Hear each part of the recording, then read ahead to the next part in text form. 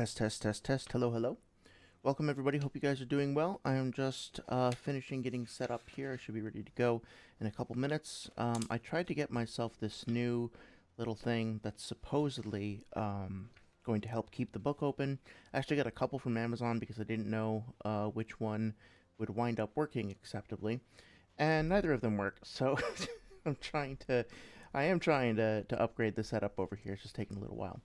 That being said, as a way of introduction for folks who are checking out this video, welcome. Thank you so much for stopping by and listening to what I have to say. I am doing a series on the Naruto Databooks. Basically, the Databooks are a useful, fun, and informative reference, but they are often a source of confusion and misunderstanding because of some fundamental, let's just say, misinterpretations of like how they're meant to be used. And this has become sort of a bone of contention within the community, and so my hope is to clear some of that up by just going through the databooks and explaining the context of them and sort of how they're meant to be used. My goal is not necessarily to tell anybody, hey, this is what you have to believe, this is what's right or wrong. I would much rather focus on just like sharing the information with you and then leaving it up to you to decide how you feel. I will, of course, share my own perspective and opinion, but that doesn't mean that it's some sort of like gospel truth or anything. Really, I think what this community needs more of in general is just the ability to, have access to information freely and be able to use that information to come to conclusions that feel fair and balanced and all that. So that's what I'm going to try to do today. That being said, this series is in part inspired by, I'm not sure if that's the right word for it, but basically I've had a number of conversations with people in the community about the databooks and arguments that come out of the databooks, like light speed in Naruto characters being universal, stuff like that. If you have been here before, I'm sure you've heard me talk about Sage of Thick Calves. He recently put out a video which I've seen people referencing quite a bit, that I think kind of encapsulates or like winds up referencing a lot of the problems that I'm seeing with the discourse around the databooks. So the series is in part a response to him, but he's not like the worst perpetrator or anything like that. It's not any one individual's fault. It's more that we have just sort of glommed on as a community to certain like truisms and certain assumptions about the databooks, and then I think we as a community have built arguments and built a lot of content around those supposed truths, such that it is now very difficult to kind of get ourselves out of it, if that makes sense. So with that being said, what I'm going to try to do, I'm working on a video that I want to put out that'll basically be like a 20-minute, 30-minute guide to how to use the databooks. In the meantime, though, ultimately what anybody should do if they want to learn more about this stuff is just read through the databooks. If you don't know where to find them or you don't know how to go about engaging with them, this series hopefully will help with that, because we're basically just going to be reading through sections of the databook, doing commentary and analysis, and talking about like, okay, how do we interpret this stuff? How do we know whether it's true or not? So I would like to encourage you, as we're reading through together, to do an exercise as you're listening, which is, as you're listening to me read out these databook entries, or if you pick up the databooks and read through them yourself. By the way, if you have any trouble finding them, just hit me up on Discord or in the comments section. I can help you find any of them. Most of them, the free scans you can get for Narutoversity. The third one you can get on Crunchyroll or Amazon, but if for whatever reason you're having trouble, the best thing you can do for yourself at the end of the day is read them yourself. So I would be more than happy to help you find any of the sources that you would like. Just hit me up and I will take the time to do that. Also, we have a lovely Discord community. I would encourage anybody who's interested in having fun conversations about Naruto stuff to join. We got some people in there that have been working overtime, essentially just like volunteering scans. So shout out to everybody who's been, contributing knowledge from the novels, from translations, and even just like anybody who's been there at all having nice conversations. It's kind of a dream come true, not gonna lie, finding a community of people to talk about nerdy shit that I love with. So yeah, shout out to every one of you who's been a part of this journey and a part of the conversation. It really does mean a great deal, sincerely. That being said, I tried to take some advice that I got from people in the community that maybe I should try talking to people directly as opposed to just leaving comments. And so on the one hand, I want to shout out L. Eon, who's got a great channel. Eon has been hosting both conversations and debates and just like letting people step up and talk to him on Discord. We recently had a great conversation about the Don Chinchao, I think his name is, feat about like splitting the ice continent in One Piece. I haven't read One Piece, but I'm starting to pick up little bits and pieces from people talking about power scaling the verse. Um, we had a great conversation.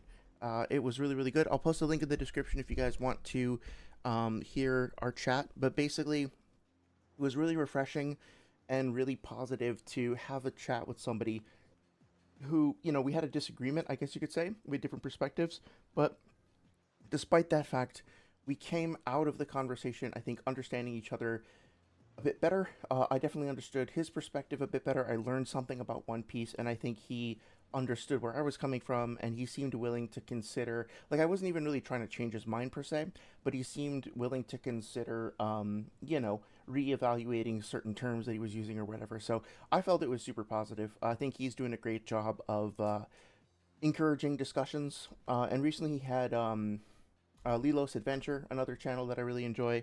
They were on talking about One Piece, I think, and Naruto stuff the other day. So shout out to Eon. I really do appreciate the discussions, and I encourage you guys to check him out. Also, shout out to Abstract Section, who did a response to a debate that me and Lapis Lasers had on the subject of intelligence. Really appreciated his takes. He was like super fun to listen to. Had a great commentary, and I think I got some good feedback too. So Abstract, if you wind up coming across this, I did appreciate when you called out like, hey, I think you should be more competitive. I think that you should like be more solid in your points and stuff like that. I don't think I'm ever gonna have the dog in me, so to speak. I don't think I'm ever gonna really like go for the jugular. It's just not my style. But I do notice this about myself, that when I start talking about certain things, I wind up being pretty conciliatory, if that's the right word for it. Whereas, like, I don't really want to cause conflict, so I'll kind of like back off pretty quickly most of the time. And if I don't manage to defend my positions more effectively, if I don't like have more confidence in my stand or whatever, then it's not going to help me in future debates. So I do appreciate that. I appreciate the feedback, and yeah, I'm always open to feedback on any of my content, whether that be just a casual conversation or something a little bit more edited or produced or whatever. That being said, the last bit of housekeeping is that in the spirit of trying to actually be more involved in direct conversations with people, I have been talking to Sage on Discord DMs a little bit, and we were potentially going to find a time to do some sort of a debate, not a debate, but like a VC call or something. I don't know if that's going to work out. I will say that I learned quite a bit from our conversation. I don't think it would be polite of me to like share the whole conversation because it was a DM thing, and I think that would feel weird. But I will say that we'll probably, if we do wind up doing a VC or something, we'll go over all the stuff anyway. But I will say that it helped me understand where people are coming from in a way that I hadn't quite done so before. This is my own opinion that I'm volunteering now. I'm not quoting anybody. This isn't anybody else's perspective, just my perspective.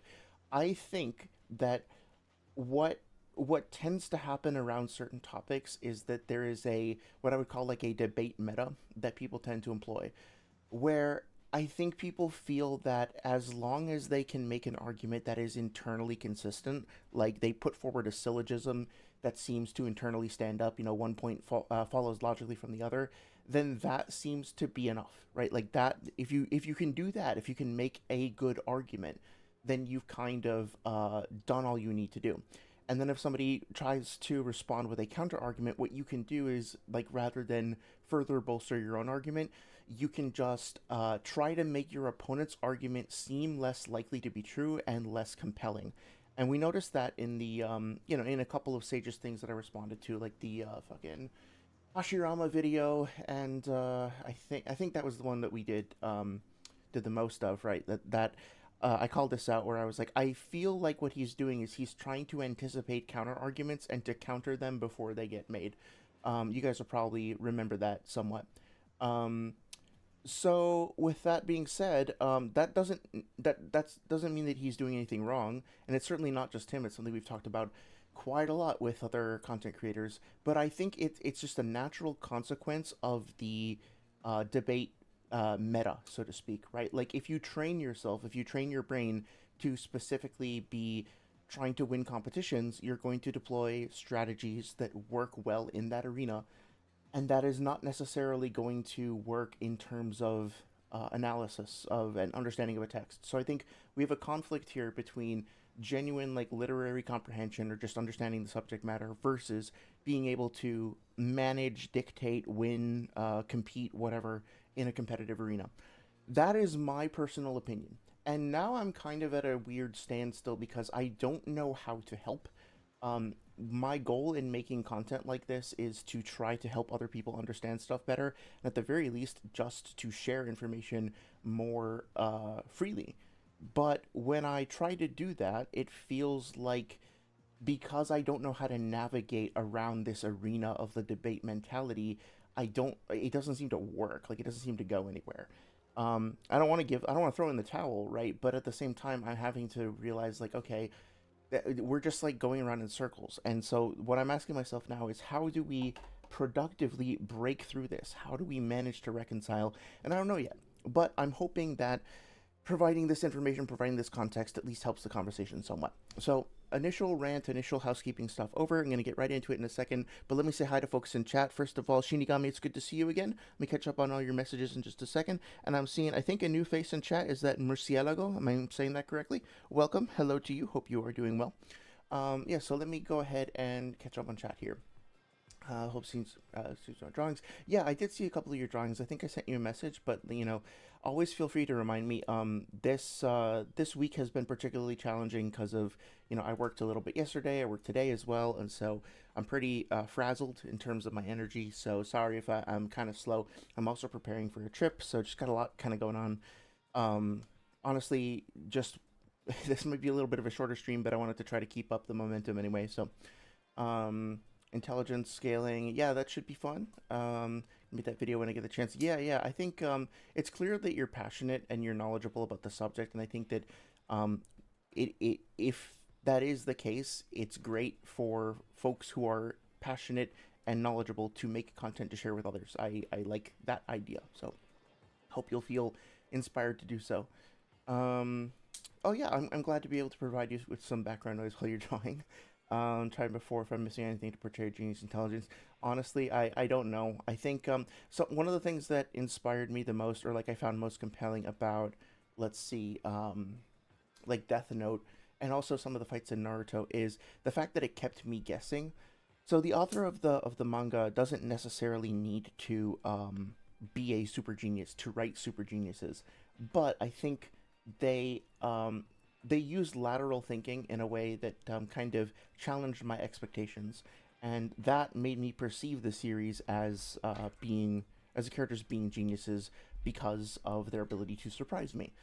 We were talking about how, in playing Breath of the Wild and Tears of the Kingdom, a lot of the tutorializing in the intro areas essentially just tricks you into thinking that you're smart.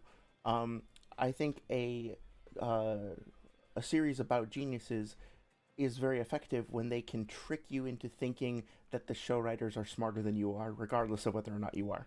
And a lot of that just comes down to, I think, withholding information from the viewer, and then revealing things that were unexpected. But I'm definitely not like an expert on that. Not sure about Saria. She tends to stop by sometimes, and well, quite frequently, but also like she's got a lot going on, so she might show up, she might not. It's no problem. A little mad at first I didn't know how to write a genius level character. It's one of those things, it's such an esoteric and like unique skill. I really think it's like, I mean, this is such a non-answer, I guess, but I feel like you should just try to study and analyze what you find compelling about series that have geniuses and see if you can take inspiration from that. Just try to recapture it, and then what's that? Was it Tyra Banks who was like, steal from the greatest and make it your own? Don't literally steal, obviously, but figure out what makes them tick, and then figure out how you're going to innovate on that and make it uniquely yours, if that makes sense. Gonna look over it with people. Yeah, it's a good idea to get feedback for sure. As far as I'm concerned, the data books are equally as fallible as anything else. Still can be proven as valid or not. Right, and so I think what tends to happen and what gets people riled up on both sides of the fence here is that there are some people who want to use the data books for their argumentation, And also, for the sake of a debate, they want to be able to point to objectively correct factual sources of information, which makes sense. I think that if we're going to bother having debates in the first place, we should try to stick to some kind of set of rules for intellectual debate rigor, meaning that we should really try to get our facts straight, we should adhere to burden of proof, we should use good argumentation, stuff like that. So if we can point to objective facts to support our perspectives, hey, that's great. That's what we should aspire to. And that can potentially have the benefit of reducing a lot of unnecessary conflict and strife, because if you disagree with something, you can just point to the fact and be like, okay, well, we might have our own personal convictions about this, but let's be objective. This is what the fact says. So I think that a lot of people want the data books to be that, and I totally sympathize with that. I think that is a good idea in theory. But the reality of the matter is that the data books aren't like that, at least not consistently. And so now we are in a kind of an awkward position where we have to figure out, okay, this source was not as straightforward as we thought, so how are we going to deal with that? My approach is to take a nuanced perspective, to basically like read through all the data books, get a sense of the language, of the style of writing, of the diction that's used consistently throughout, and then like talk to a... hang on a second. My dog is whining about something. Talk to other people who understand the language and understand the cultural context, and get a sense of what the data books actually are based on their contents, and then kind of go from there. Excuse me for 1 second. My dog is seems upset. I need to go check on her. But you're back.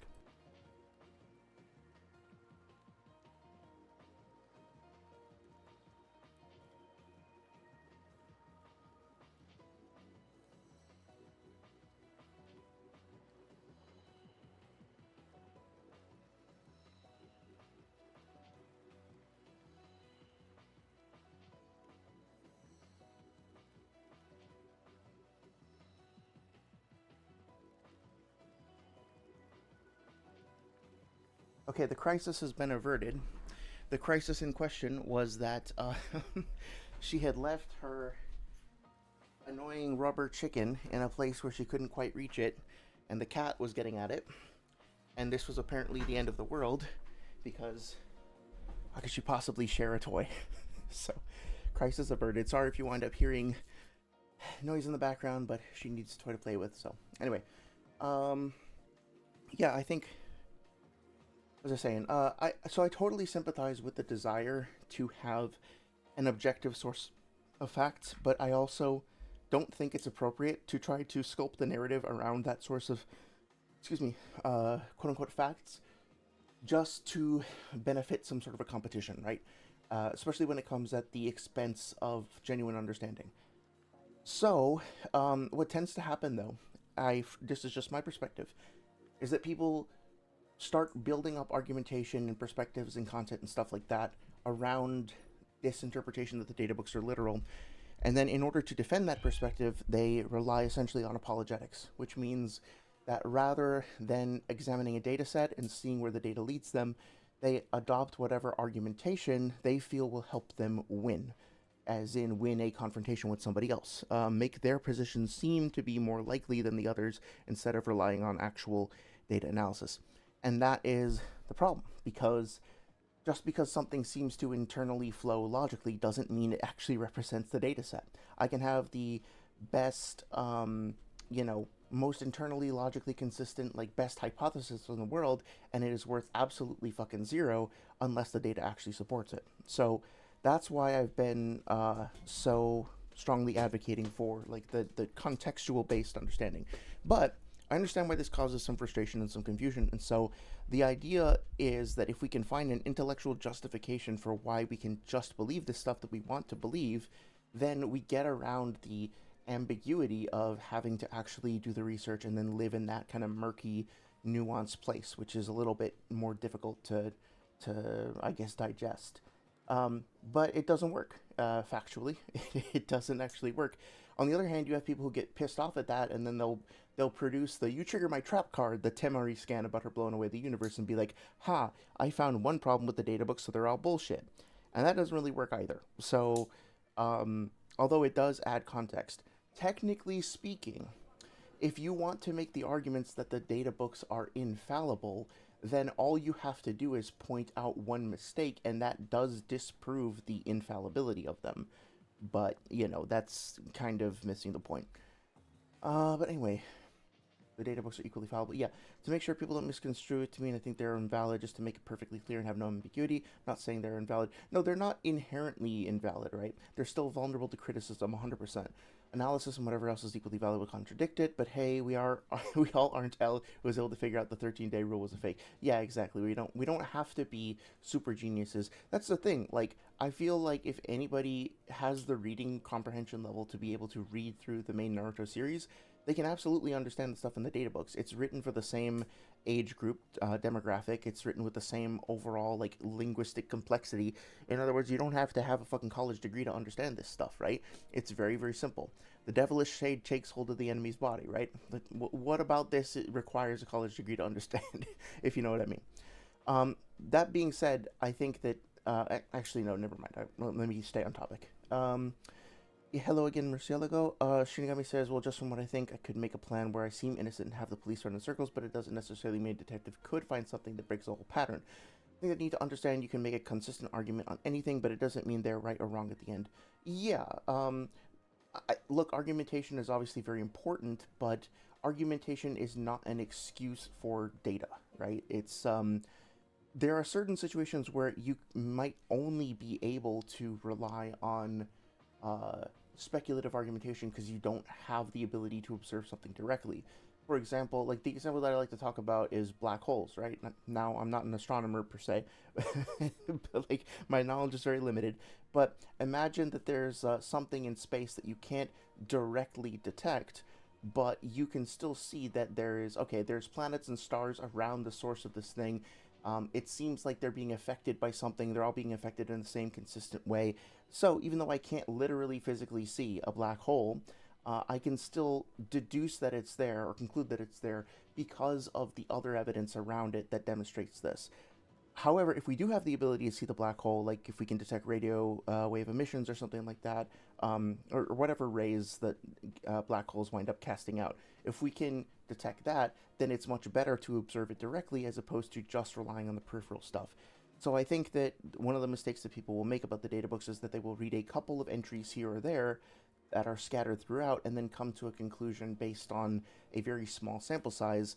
But there's no need to do that when we actually have the full data books. Like, 3 of them are available for free via fan translations, and then the 4th one I think is also on here. It's just behind that like slightly sketchy Russian site, but it's easy enough to find in the community. And like I at this point, like I'll just send people copies of the data book if that's what it takes, right? Digital or physical, I don't fucking care. If I ever do like a debate tournament, I'm just gonna like send out copies of the data books to people so that they can have the sources. Um, but anyway, for when I think I can make a plan. Oh yeah, we talked about that.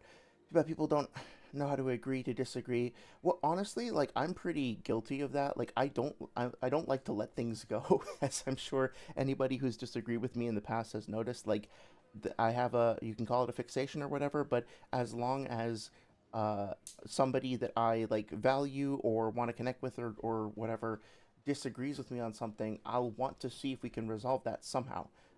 And I really care about wanting to do that. So I don't know. Let's see. Too bad people don't know what degrees are thing. Oh, how about now? How's it going? It's good to see you. Thank you again for all of the scans. Again, sorry that haven't really responded in depth, but just know that I do appreciate them. It's worth pointing out that a lot of metas are things that are exclusive to weird niche YouTubers and would not pass muster in any proper community with standards. In fact, arguments that originally were just for fun, if we use this absurd interpretation for both, it evens out for both, get used as just the normal meta. I've had on more than one occasion someone use an argument that I've made as essentially a reductive ad absurdum or a rising tide lifts all boats and then framed as normal. Put another way, if someone's I'll continue reading that whenever the next little bit of it comes. But yeah, that's a thing. I think that it would serve people in our community who are interested in debating to debate on topics outside of the Naruto realm and outside of Discord, or at the very least in Discord communities that aren't just like anime Discord communities that they happen to sometimes debate other things, like the Discord debate syndicate or stuff like that. Not to slander them at all, but just to be like, you know, having a conversation, like thinking back to a few years ago where I had a random conversation that sort of turned into like a low-key debate with a street preacher. Very, very different feel, very, very different standards, very, very different form of engagement from anything that I've ever encountered on Discord, right? So good to get out of your comfort zone and just, or even just like watch videos of debates and understand like uh, how adults talk to each other, if that makes sense. But anyway, let's keep going. It's good to see you too, Dr. Strangle. Hope you're having a good weekend. Oh, wait, hang on. Sorry. Shinigami says, well, is your observation even wrong if it's based on pattern recognition? It depends, right? It's like if you're doing essentially what's it called? An inductive argument, if you're trying to make a conclusion based on likelihood or based on, sorry, you're trying to make a conclusion or a prediction about a large body of data after only examining a small amount of data, which is honestly what we do in science all the time. Like I worked in a research lab where we were analyzing how people's eye movements corresponded to their reactions to emotions. And as a result, we tried to draw conclusions about the general human population from our data set. And our data set was maybe a few thousand people recruited over the course of a summer. So it's not like we even had a fraction of a percent of the entire human population, right? Um, but we would still try to draw some conclusions, but those conclusions have to be extremely cautious and have to be considered to be one tiny chunk of a larger framework of information. It's not necessarily applicable to extrapolate that to all kinds of different people. So we would ideally, try to think about as many possible variables that might confuse or, contribute noise to the discussion, like age, gender, sex, height, weight, like anything, cultural backgrounds, and then try to have a sample set that is as varied as possible. Like true randomization is not really possible in that environment, but try to get as close to it as possible. Because in theory, if you eliminate as many variables as possible, then you get the isolated data that you're looking for. But it's never going to be as good as examining the whole data set, right? It's just a matter of like time constraints and resources and stuff like that. So hopefully that makes some sense. I think I saw somebody else. Yes, let me see. Is incendiary shark? I'm gonna go with shark if that's okay. Let me know if I'm pronouncing that right. What's going on, bro? Thank you so much for checking out the stream. It's good to see you. Hope you are doing well. Not much unemployed. Not if you're saying I'm unemployed, I'm definitely not. I'm overworked at the moment. Basically, I'm working game development, and I've got a few weeks to finish a game that I'm working on, and so basically, like, I've been trying to put in some extra hours because the sooner I get the stuff done on my plate, the sooner I'm like done and can basically start like a short, not exactly vacation, but a little hiatus of a couple weeks. So I'm trying to just push through it. Probably being a little unhealthy about it, but whatever. But yeah, thank you so much for checking out the stream. Let me know if you have any questions or things you want to talk about. We're talking mostly about the Databooks today, but of course, these streams tend to get kind of like loopy. We go on tangents and stuff, so just let me know if you want to talk about like whatever. Dr. Strangle, did I already say hi? I might have missed you. I'm sorry. Dr. Strangle says, I think we should read the manga and try to understand it, and if an understanding feels too speculative, go to the secondary works and see if they support the interpretation as well. That's a very good point. Yeah. I think an interesting wrinkle that can come out of that is that, so my inclination is generally to put the manga is our primary source. It's the main method of storytelling. And it's not like it's also gone through revisions, right? Because the initial publication comes out in the Weekly Shonen Jump, and then subsequent releases in the volumes have an opportunity to be corrected, have like minor art errors fixed or whatever, have things changed. So we are already getting like a second edition, essentially scrutinized published version if we're looking at the volume releases of the manga, which is what we're reading on Weeb Central or Manga Pill or whatever else, right? So with that being said, actually Manga Pill might have the weekly releases, I'm not sure, but definitely Weeb Central uses the volume releases. So what happens in the situation where we have a conflict between the databook and the series? I tend to go with the series. I tend to say, okay, well, the databook is not accurately representing what's in the series, then the databook is just wrong about this. However, What if the author wanted to correct something? What if there was a mistake that they didn't get a chance to correct or forgot to correct in the volume releases, and they wanted to expand on that or tweak that or whatever? Well, the databooks could be a good place for them to do that. I'm a little skeptical about how effective that would be because I don't know how widely circulated and promoted the data books actually are, especially since only 1 out of 4 of them is actually available in English. I consider them kind of a niche external source. I think that like even some of the movies like The Last and Road to Ninja and stuff like that are more widely known than the data books outside of the power scaling community. And so it seems odd to me that that would be the method that the authors chose to pursue to correct things. But I mean, the third data book does contain that story about Kakazu that I've talked about before, about how he got the access to the Jungu and took revenge on the village leaders. That's nowhere in the manga. That I don't think that's anywhere in the anime either. So they do sometimes choose to use the data books to expand on the story, correct things, I guess. I think Itachi's age with Kakashi's age and all that stuff, that was something that the data books kind of helped clarify. So it can be the case, and that's another wrinkle of like, I would love to just say, hey, the manga is always right and the data books always have to take second place, but that's not always the case either, right?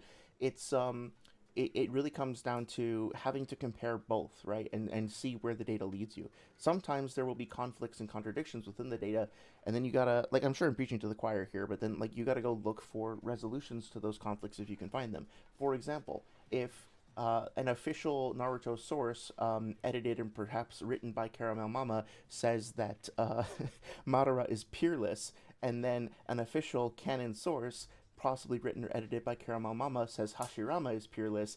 Well, they can't both be peerless, right? So we have the same source saying from an official like publication saying the same two things that contradict. How do we reconcile that? Which of the two sources takes precedence over the other? Maybe neither. Maybe we're just going to need to go find more information because that's not enough to go with, and that is fine. I think that at the end of the day, that just leads to more research. But that kind of approach isn't something that really comes up. Like, how many debates have you heard where somebody will be like, you know what? I agree, friend. I don't think I have enough information to understand this, and I'm gonna go research it more. And so let's just shake hands and go our separate ways, and then maybe let's have a follow up conversation. Let's read through it together. Nobody fucking does that. We'd be much better off if we did do stuff like that. But yeah, it doesn't happen, unfortunately. So whatever. Let's see. Arguments that were. Oh, wait, hang on a second. So, how about no? You were saying on more than one occasion someone used an argument that I've made. I'm gonna argue, yeah, via calc stacking the verses 1,000 times FTL. A good faith debater would apply that standard to both verses. A lot of niche dudes are like, yeah, this verse is subsonic, but my pet verse is MFTL plus plus plus plus plus. By that logic applies to both. Yeah, I mean, like having standards and having not employing double standards makes a lot of sense.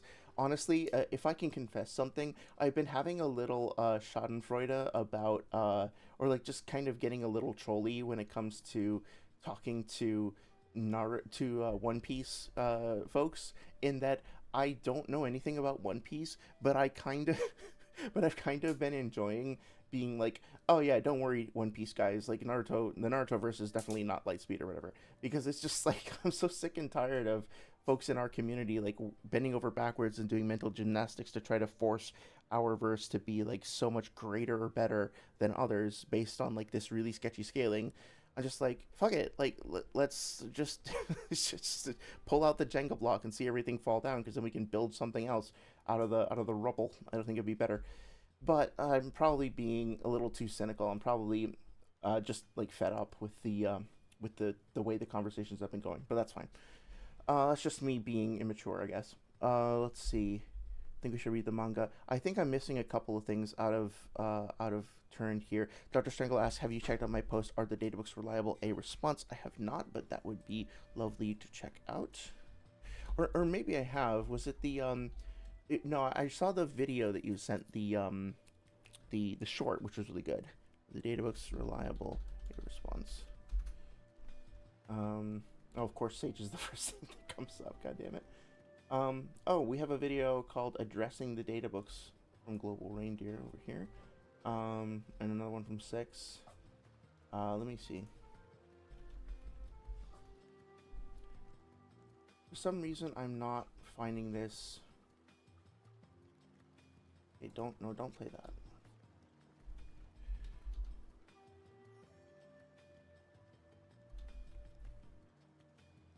Okay, I thought I bookmarked this. Hang on 1 second. Okay. So yeah, I have your site up here on the side. Uh, I'm always cautious to show things on the stream without asking permission first. Are you cool with me showing stuff on stream? Do you want me to kind of go over it and react to it? Let me know. Um, well, actually, I'm looking at Acolyte's Emporium now. I see legalistic arguments against the guidebooks, the challengers. I don't actually see anything about that. I might be missing some. Oh wait, here we go. Perfect. I see. Yeah. So this is cool. Do you want me to pull this up and we can react to it, or? Oh yeah, this is the one where you you linked to my video. Cool. Thank you. I appreciate that. Anyway. Oh, I think I missed your comment, Shark, about passion. I appreciate it. Yeah, I consider myself passionate. That sounded pretentious. I'm sorry. It's like I am literally passionate about Naruto. And I care about it, and I like the series a lot, and I want to understand it, and I would like to help other people understand it too.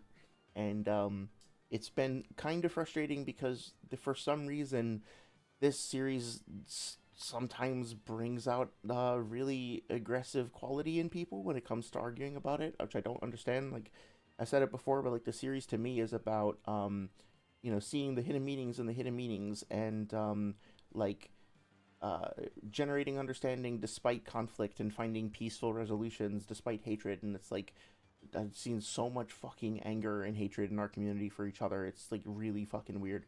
Of all things, right? Like I can understand, like, as much as I love Berserk, I can understand, like, the Berserk community being full of a bunch of edgelords or whatever. I don't know if that's the case, but I would get it, right? Because I can understand how Berserk would attract a certain kind of, like, super edgy, dark, I'm 12 and this is deep kind of audience, because I have been that person. Maybe I am still a little bit. So yeah, no judgment or anything. I'm just saying, like, I could get it. Naruto, I don't get, it's about a little happy kid with a fox, and he fights people, but like he tries to show love, and he tries to stop hatred and stop pain, and he like wants to connect with people and be friends and be understood. And like, why is this the thing that we're at each other's fucking throats about? Or why is this the thing that we're like gaslighting and lying to each other and like low key like verbally abusing each other in public about? Like, I don't, this is not for that, right? That's part of the reason why I won't shut up about this shit, because like this, to me, this series doesn't belong to people who are willing to do that to others. It's gross. Anyway, I think I'm caught up here. Shinigami says, well, it does. Thinking about L's feats. Oh yeah, yeah. That the Kira likely in Japan thing. I mean, I honestly wish that little cat and mouse part had gone down more quickly, but I think showing how quickly L narrowed down the population of potential Kira candidates, so to speak, like immediately vastly reduced the number of possible candidates, just goes to very quickly establish just how much of a maven he is actually. And maven, if you don't know, I don't know how well widely used that word is, but maven just means like somebody who knows a lot about something. So just to be clear, I wasn't comparing him to myself. I'm just saying he's very skilled or very knowledgeable about what he does. Let's see. Databook isn't available worldwide. I don't know why it's not available worldwide. It should be. Like, they would make money off of it. I don't get... Maybe it's some sort of legal thing with the, like, the ownership of the... I can only speculate. I feel like everything should be translated, but, yeah, I actually, I've got to finish setting up my camera, because I didn't quite get the clips working, but let me see if I can bring this up. Video capture? Yeah. So I got this. Supposedly there was like allegedly in here. This is a issue of Weekly Shonen Jump from 2005, issue or volume 18, issue 18, whatever. And supposedly in here, oh hey, check this out. It's for you, Shinigami. I didn't even realize this. There's a whole page on Mellow. There's a whole page on Nier. Got lucky and just opened it up to that. Yeah, there's a whole thing over here on Death Note. Let me know if you want the scans for that. I can post them for you. I don't know if it'll be useful for your work, but maybe. But yeah, so like I picked this up because this issue was supposed to have Somebody was it somebody here? Like one of you guys mentioned to me that there was like a Shinobi, a specific like Naruto mini data book or something that was included in this, and I found it on the wiki, but it's not here. So I think it was actually like a little booklet that was tucked inside that wind up like the whoever had this before me probably wound up keeping that or losing it or whatever separately. So I don't have access to it, unfortunately. I'll keep looking, but yeah, kind of on a losing streak with the weekly shonens because I got this one to try to get that fucking insert data book insert thing, and then I got this one. Was it like the 100 Shinobi? I forget. I got this one because this was supposed to have the Kaguya databook scan.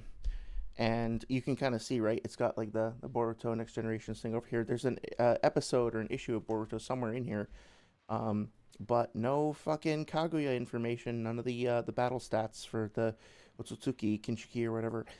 And so my next step is going to be to check out the weekly shonen or the yeah, V Jump, because that's apparently the next thing to check. So I ordered an issue of the V Jump for way too much money, like an embarrassingly excessive amount of money, but it was the only one I could find. And I have a feeling it's going to get here and there's going to be nothing in it. So I kind of regret not saving that money to be able to like put towards a commission or something. But at the same time, I will have it and I will have it in my hand so that the next time somebody says, "Oh, it's in September 2019 of fucking V Jump," I'll be like, "Are you sure about that?" Pull up the John Cena meme. So yeah. Considering I had a conversation with people related to Bleach Intelligence, I was called a gatekeeper, coward, and all for saying that Toshiro is top 10. That sucks, dude. There's no need for people to talk to each other like that. Don't take that personally. It kind of sucks. Small corrections aren't a big deal since Dr. Strangle for me, but the largest in extent, the closer it gets to a literary version of historical visual. Yeah, I think you've kind of mentioned that phrase before, and I think you were the one who mentioned the phrase apologetics at one point, right? Like we were talking about apologetics with Darth Magog at one point, and yeah, it does feel like apologetics have kind of entered the chat literally when it comes to Naruto discourse, unfortunately. Nobody told One Piece fans about Luffy getting outsped by 200 kilometers an hour, Kaido getting blitzed by a speed of sound attack, Luffy tagged by sound lightning, Oda saying CP 9 or 25 meters per second. Oh, okay, yeah, yeah. I mean, like, I figured, right? Look, just to be real, here's the thing. I understand that it's all, like, well and fun for us to try to find how high we can upscale certain things and just, like, figure out how high we can get certain verses, and it's fun to argue and debate about that shit. Sure. But realistically, think about the series that you might have read in which I'm saying this more to like the people in general, not you specifically, right? But think about the series that you might have read that does actually have some characters or do actually have some characters that are actually capable of creating and destroying universes. You know, when I think about that, first of all, there are very few, but when I think about characters who actually are like that, it's kind of a big fucking deal. If a character goes from not even being able to, say, blow up a planet to being able to destroy an entire universe, usually that kind of fucks with their head. Usually it's something that they say something about, that they consider about, that it's part of the story in some kind of noticeable way. Usually, in my experience in consuming media, that when characters have access to even less impressive things than destroying a universe, stuff like, I don't know, time travel or being able to travel at the speed of light or even having a genius intellect or something like that. Think of all the crazy shit that goes down in Star Trek or in Star Wars or in Doctor Who, etc., right? Or even in Marvel, DC. When characters are actually that strong, it is something that isn't hidden in like little supplementary guides that are only available in certain countries, right? Certain translations. It's not something that's surreptitiously snuck in there as like a an ad hoc consideration based on speculation, because like the creators want that fact to be something that the characters are actually aware of and talking about. Let's take a series like Ranma One Half, for example. I don't know, or like, you know what, FMA Brotherhood, which I was watching recently. In FMA, like imagine that a character that you heard that a character was universal, and then you went and you looked at the calc and it was like, okay, well, this character is mountain level and this character scales to that level is like galaxy level and blah blah blah, and he said that he could control the fate of the universe, so that means it, but okay, you hear those arguments on the one hand. On the other hand, every fight that Ed and Alphonse are in, they're like, they get exhausted after like breaking down some walls. Like maybe they do things that are on the scale of a city block or whatever. They've been training for years. They've been dedicating their themselves to fucking alchemy and to the pursuit of alchemy for years and years. It's their sole primary focus as like brothers, as alchemists, as members of this society, and they are like, don't you think that they would say something if they thought that they were strong enough to blow up the planet, when the whole fucking impetus, like the whole like plot is being driven by the potential destruction of like a country, and the strongest characters in the world, at least up until season 3, which I've seen so far, are like threatening a country. Wouldn't it be kind of stupid to then be like, not stupid, I don't want to be offensive, but like, wouldn't it be really really weird for the creators of the show to have wanted to tell a story. Sorry, I'm trying to move this stupid thing. Um, have wanted to tell a story about how these kids could blow up an entire universe, but they are only ever depicted as, maybe being relative to something that was threatening a country. It's just like really, really, really weird. You have to be implying something kind of shitty about uh, the skills and intentions of the content creators or something like that, right? So I feel the same way about Naruto. Kaguya was a threat, was already a serious threat that they like were afraid that they weren't going to be able to deal with, based on her ability to like erase everything within a dimension, including a planet and a star. If you just want to say the planet and the star are equivalent to our Earth and our Sun, and you want to call that solar system level, okay, but like realistically speaking, do we actually have any character in the story who narratively does something that actually outputs that amount of energy and responds to it in any sort of meaningful way? Like, think about how hard Naruto worked to get access to the Rasengan and the reveal that was associated with that. Think about how hard Naruto worked to gain access to the Rasen Shuriken, to perfect it, then to infuse it with different things, like different fucking what am I thinking of? Like the Kekkei Genkai magnet release and lava release and all that shit. I forget what they're called, but like all the different nature transformations that he applied to the Rasen Shuriken, right? From the Biju. When that happens, it's very clearly presented as like this major leveling up event and a byproduct of a great amount of work, and it's like it's called out as significant. So somehow Naruto goes from like his greatest DC feat to being able to like cut down a big old tree. It's a big fucking tree, but he doesn't like slice through the whole fucking planet with his Rasen Shuriken. Somehow he goes from that to being relative to a character who can apparently destroy, like, output an attack that's equivalent to destroying all the matter in the entire universe over the course of like an hour, if that.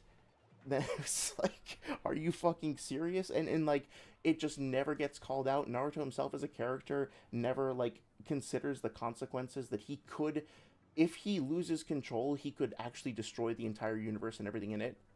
Like, I don't know. It's really fucking weird. That doesn't mean it's impossible. It's just really, really, really weird. Um, oh, your site is open access. Yeah. So yeah, let me show it in a second. Let me get through chat and then we'll go over it real quick. Bernie's to do more work to be as immature as me. I don't know. I have my moments, dude.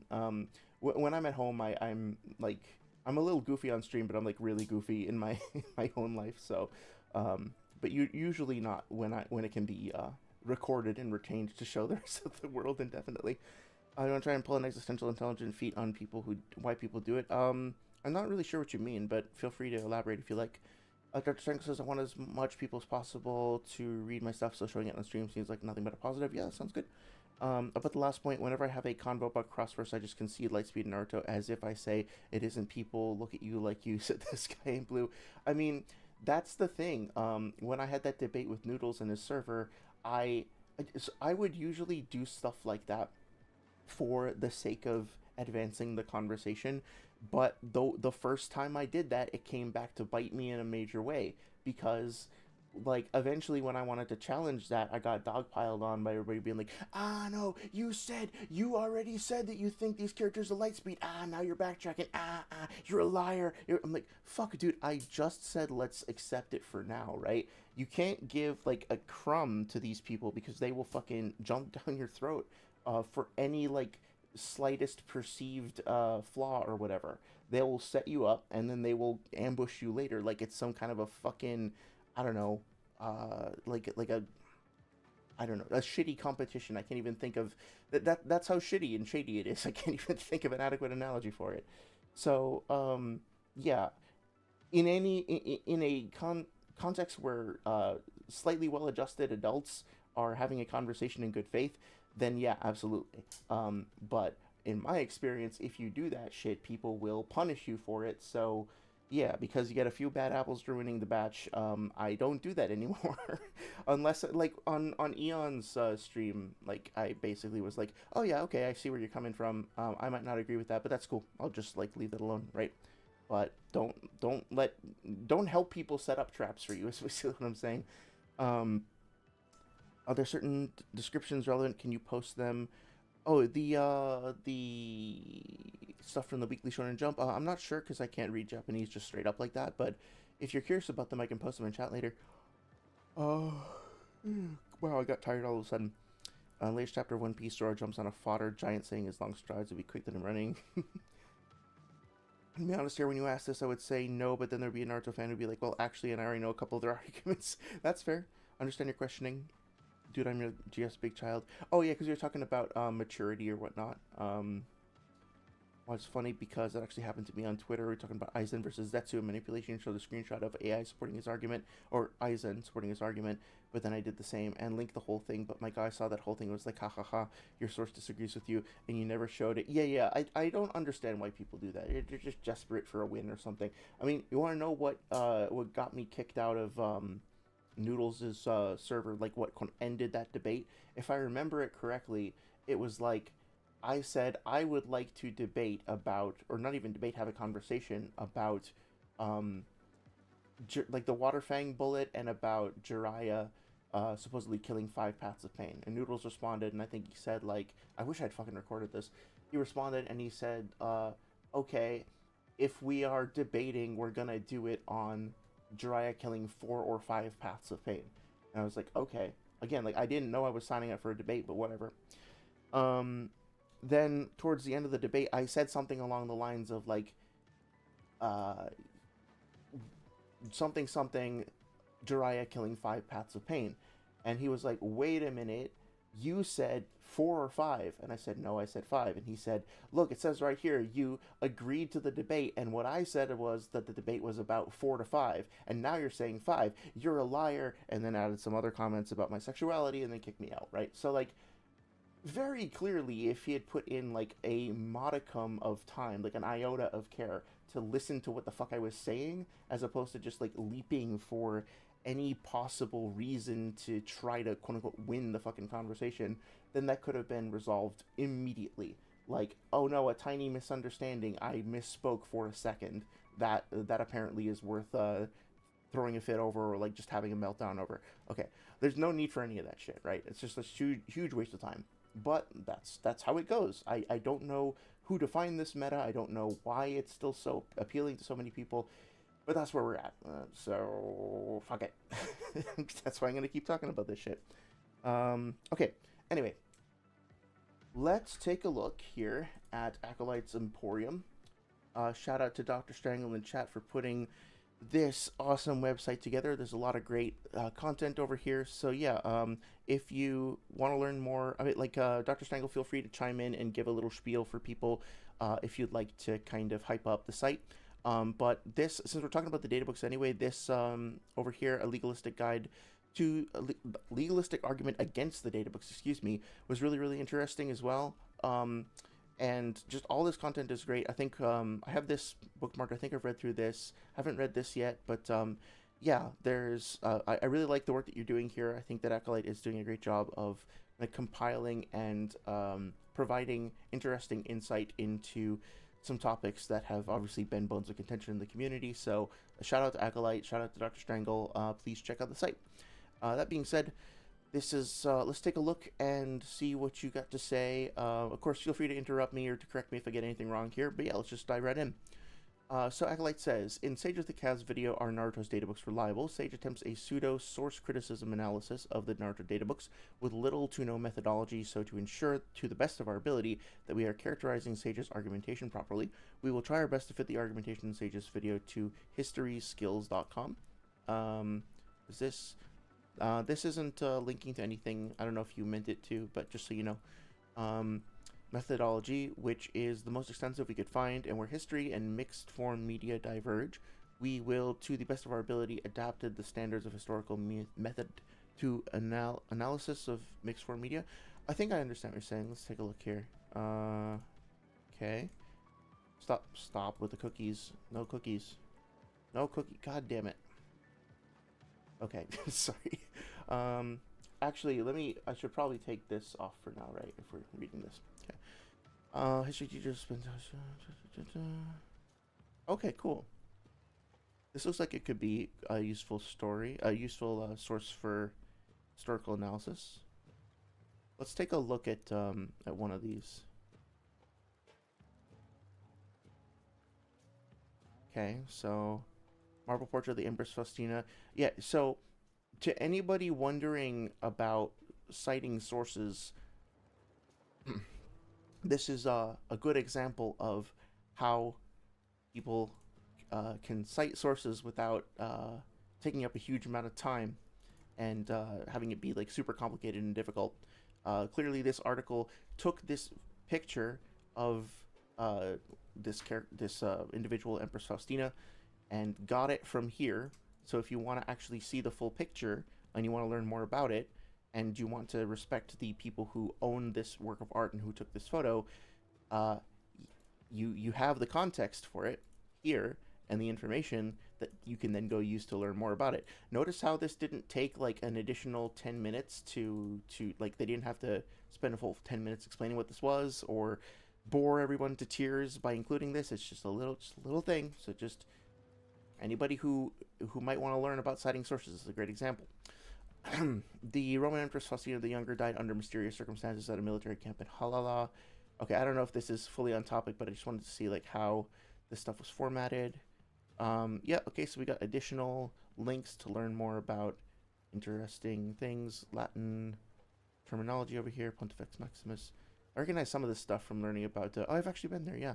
If this is the place I'm thinking of, this... oh, no, it's nearby. This is a different thing. There is a place near here that is, I think, the temple in which Julius Caesar was stabbed, that has now basically become like a paradise for feral cats, which is really cool. Anyway, cool. Good to have that context. Thank you, Dr. Strangle, for including a link. Appreciate it.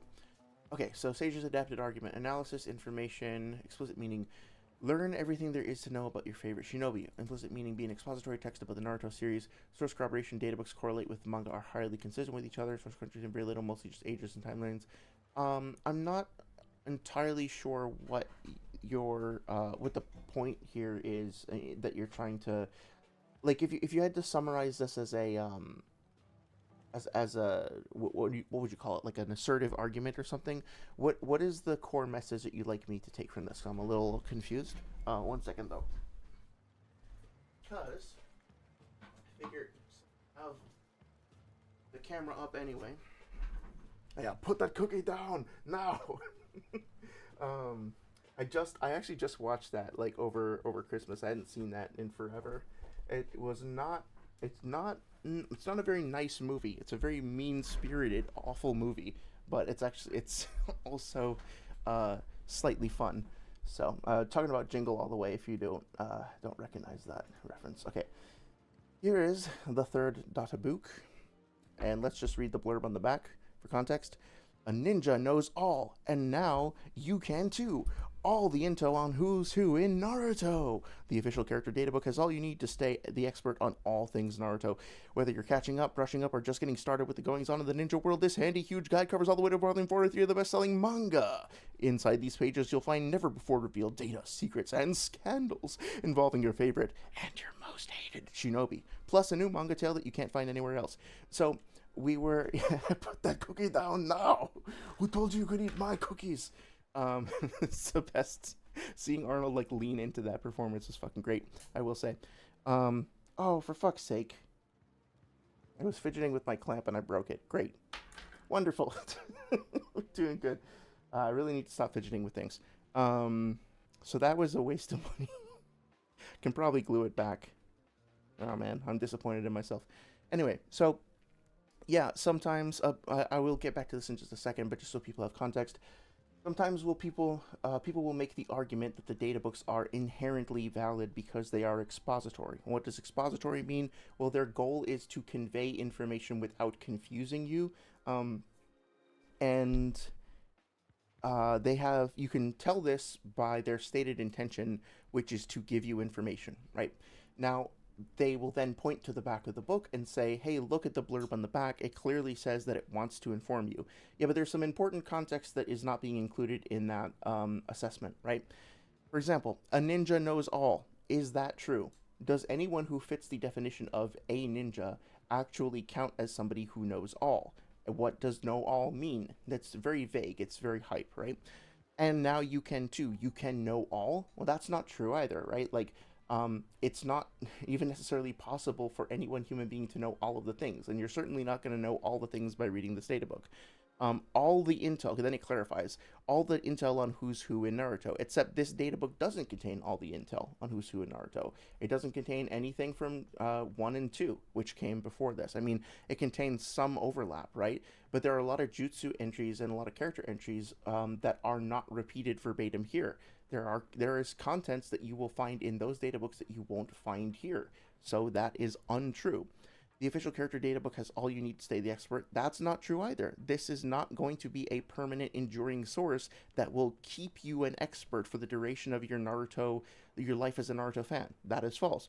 Whether you're catching up, brushing up, or just getting started with the goings on in the ninja world, this handy, huge guide covers all the way to volume 43.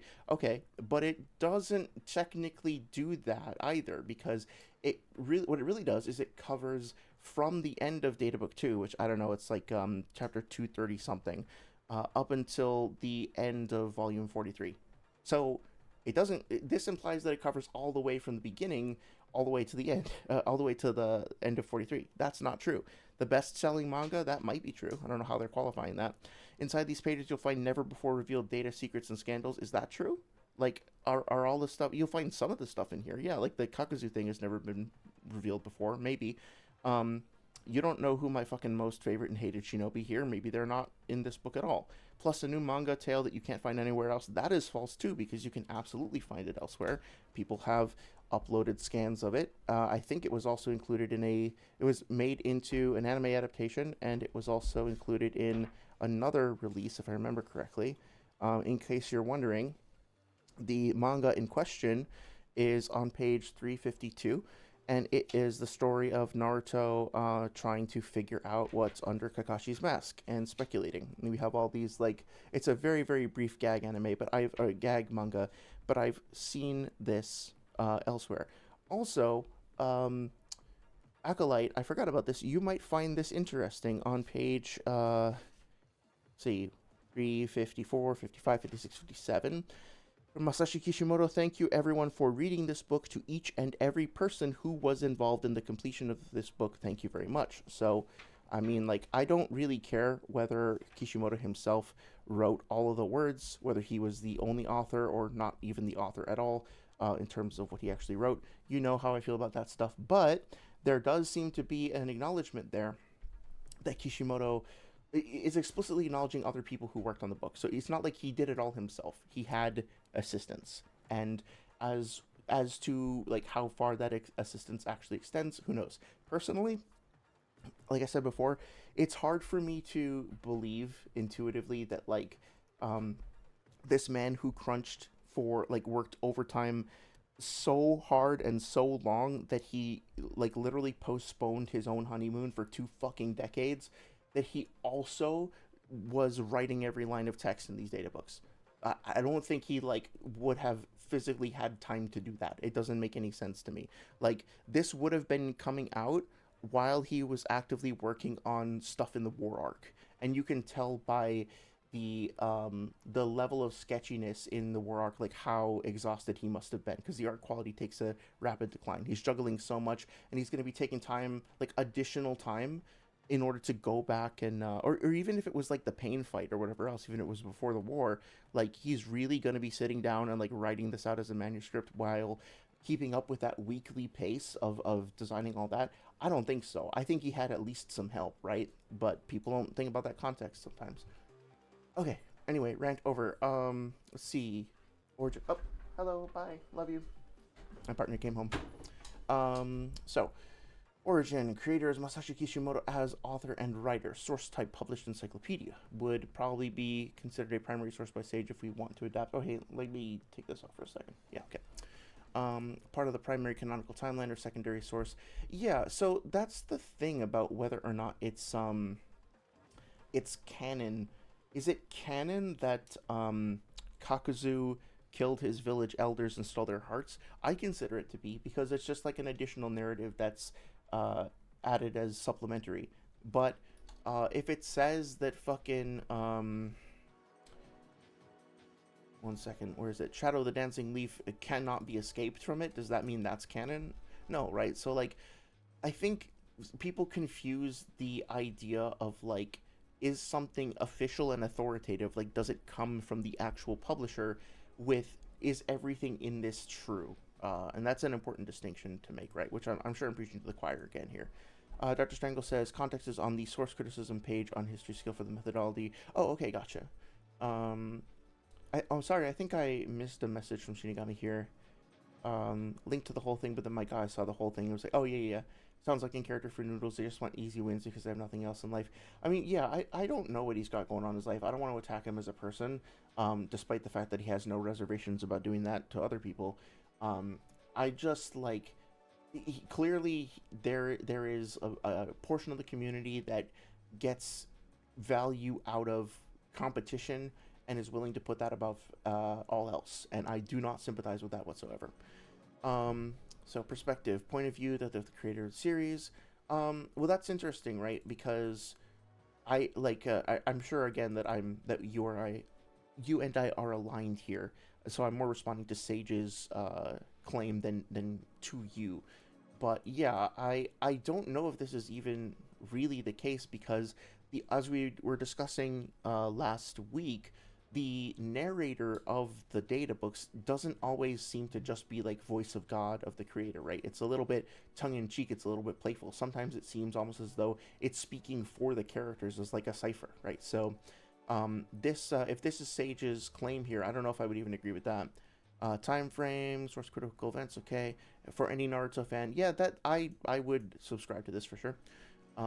Purpose to inform its audience about the Naruto series.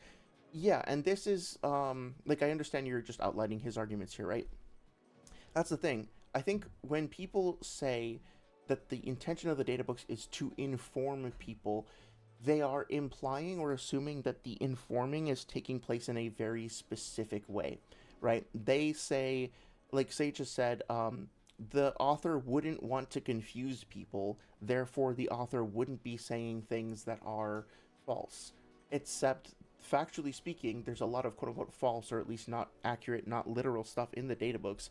And second of all, that's also making this assumption that the author is considering that that people would be so easily confused, which I guess is the case.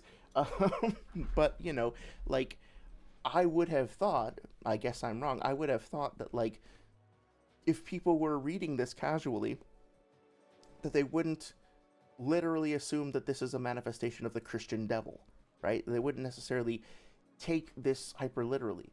If they come across something like this, they wouldn't necessarily assume that the user Mubi of all fucking people, that Mubi has has literally endless energy, right? Nobody outside the power scaling community is coming up with shit like this. Behold the blade-like squall. Understand that, like, this is a simile, right? It's not meant to be taken literally because it's literally not a literal statement. It's a comparison. So, like, the author doesn't have to just write things out in the simplest, most dry, most literal way possible to avoid confusing people, because if you read and can understand like literature of this reading level, you should be able to tell the difference between like metaphor and simile and hyperbole and literal stuff. You should be able to apply critical analysis and just understand a nuanced text, right? Like, what was I reading the other day? I was listening to an audiobook on something, and oh wait, no, I'm sorry. I think I was going back over Salad and Bolt's translation of the Momoshiki stuff, and she was quoting something from the novel where it said that Boruto was looking at Momoshiki when Momoshiki first shows up in the arena, and Boruto was frozen stiff. Now, we all don't have to come to the conclusion that that means that Momoshiki used an ice jutsu on him and literally froze him, right? He was frozen stiff in fear because he was afraid. Because there's additional context in that paragraph that says he saw this really, really scary dude. He was looking death in the face, and so he was frozen stiff. And we know that frozen doesn't need to be taken literally there because of its context within this, like, narrative that doesn't... I don't know. I'm not an English professor. I don't know exactly what the terminology here, proper terminology is for this, but hopefully you should understand, like, if you've read books at all, not to sound like too much of a douche about it, I'm just trying to like actually find the explanation of this is just how books are written, and we can pick up on that by engaging with literature as an art form. If somebody knows the specific like grammar term for this, please feel free to chime in. But hopefully you understand what I'm saying when I say that we shouldn't come to the conclusion that Boruto was necessarily literally frozen just because it says frozen, right? We should look at the context and see if that applies. And the thing is, the same thing applies to the databooks. You can say that they're inherently reference text, they're expository, they use expository writing. You could say whatever you want about them based on the external appearance, but if you read them on the inside consistently, they just don't line up that way. And you should be able to use the same exact tools you use to understand why Boruto wasn't literally frozen to understand why Mubi's not literally multiplying endlessly. It's like so simple. What the fuck is this? I don't like that. I need to get an ad blocker. Fuck that. It's art. I don't even want to know. Okay. You know, it says I can prove Naruto beats. Oh my god, he would say that. McDonald's and play, bro. You want to? Yeah, can you just put the fucking fries in the bag? What if the author wants to confuse people? Oh, by the way, I don't think this is what you are saying. Hang on, I'm getting tongue-tied. 1 second. Shinigami says, what if the author wants to confuse people? Yeah, maybe, right? Because that's the thing. We talked about how, what was it last stream that, like, it said something about, I don't know, like, Itachi being evil. And then, like, we know after the fact that he's not actually evil, but they didn't reveal that yet. Something like that, right? Like, the databooks will continue confusing you and misleading you and lying to you if it serves a narrative, right? So... that's a great example. I have to go back and timestamp that because I want to be able to reference it later. Who wins? High schoolers with above average. Like, Naruto fans get like totally left in the dust. Like, I don't.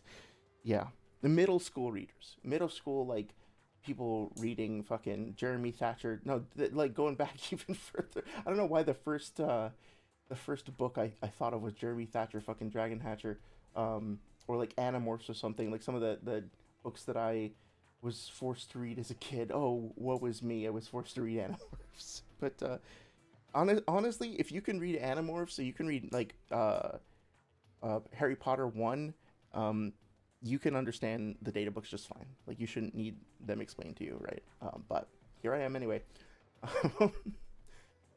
Getting back to Acolyte's page over here. Time frame. This is useful for sure. Task relevance vital for understanding the power scaling of Naruto. Yes. task correctness in nearly complete harmony. Okay, trustworthiness, extremely trustworthy. Yeah, and like I'm sure that I'm encapsulating, like I'm agreeing with you here, but you're basically saying that this is Sage's perspective and he's making these claims, right? Which, yeah, I would agree. The author can be playing coy with the info they give us in the databook, says Dr. Strangle. Yeah, 100%, 100%. That's a good way to put it.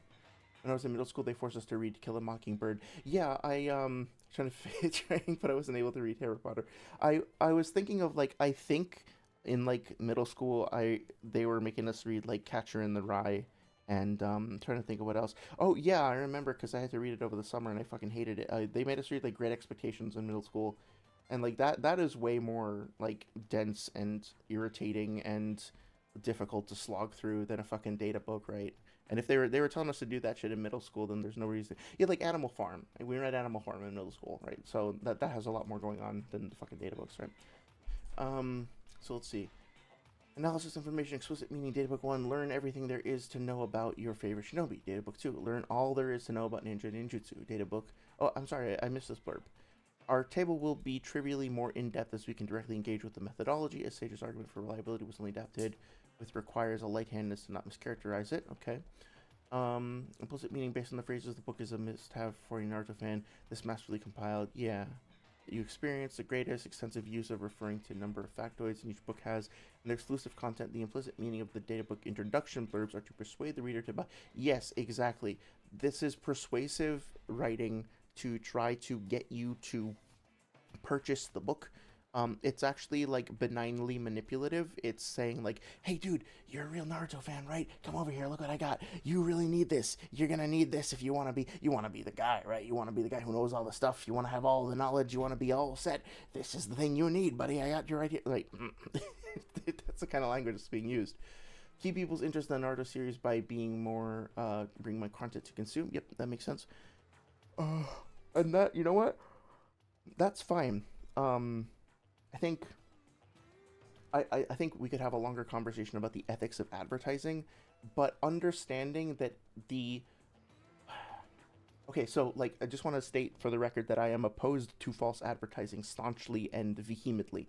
That being said, I also understand that advertising agencies function from what some people would call an amoral perspective, meaning that they don't really consider whether or not what they're doing is right or wrong.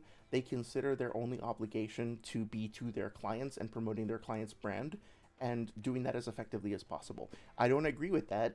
There are ethical problems there, but realistically speaking, oftentimes ad agencies will like they're not thinking about the ethics of it. They might be thinking about the ethics of like getting sued if they falsely represent something, but their job is just to make something seem compelling to a buyer.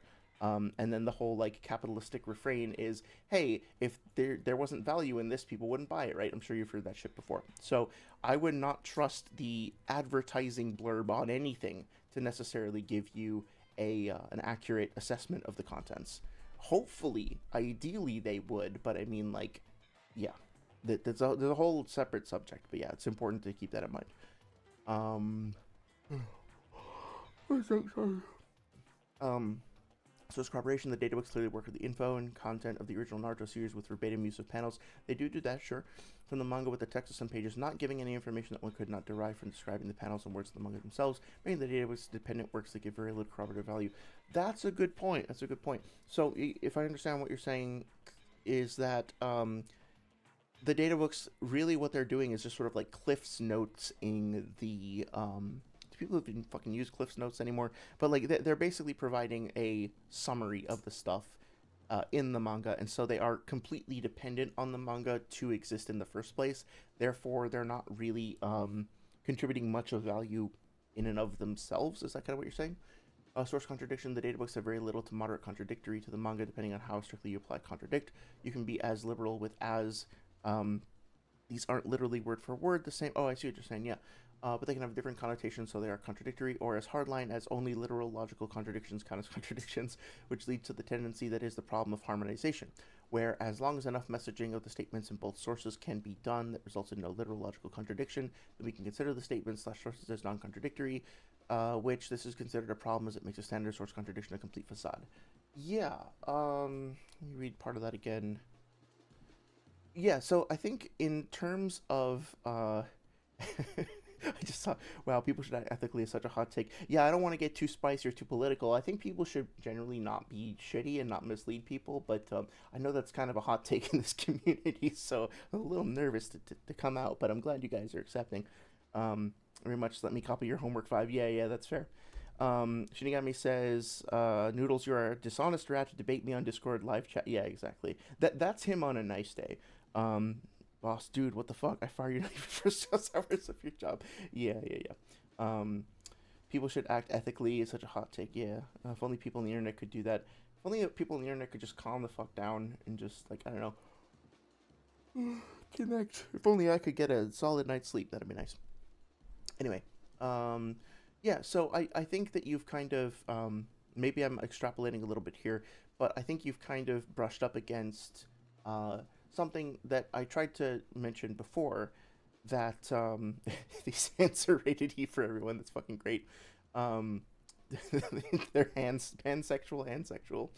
Um, but yeah, so like it's considered a problem as it makes a standard source contract. Yeah, so like any given statement within the databooks may or may not be contradictory. And as we saw last week in particular, there are large swathes, however you say that, of the databooks that are literally just summarizing what happened in the fucking story. They are one to one, just uh, literally representing it, and they're perfectly accurate. And then there's stuff that it's like complete horseshit. And so the goal is to figure out. But this is the thing, right? If the data books were 95% factual and only 5% non factual, it would be tempting to say that you have a 95% chance of being correct if you take any statement from the data books out of context. It would be tempting to say that. However, if you then analyze the data set and it turns out that all of the statements that you're taking are from that 5%, it doesn't matter what fucking speculation you might do about likelihood or whatever, and that's kind of what's happening. I think if you went word for word, like sentence for sentence, you'd probably get like 90% of the databook's sentences, like individual phrases, and like let's just say that a number counts as a sentence, right? Like that 90% of them, maybe higher, are actually just literally accurate summaries or just like dry literal stuff. The problem is that the data set that we're actually evaluating for power scaling isn't just the data books overall, it's specifically this subset of information, and the percentage of hyperbolic and ludicrous and just non conforming statements in that like subset is way higher.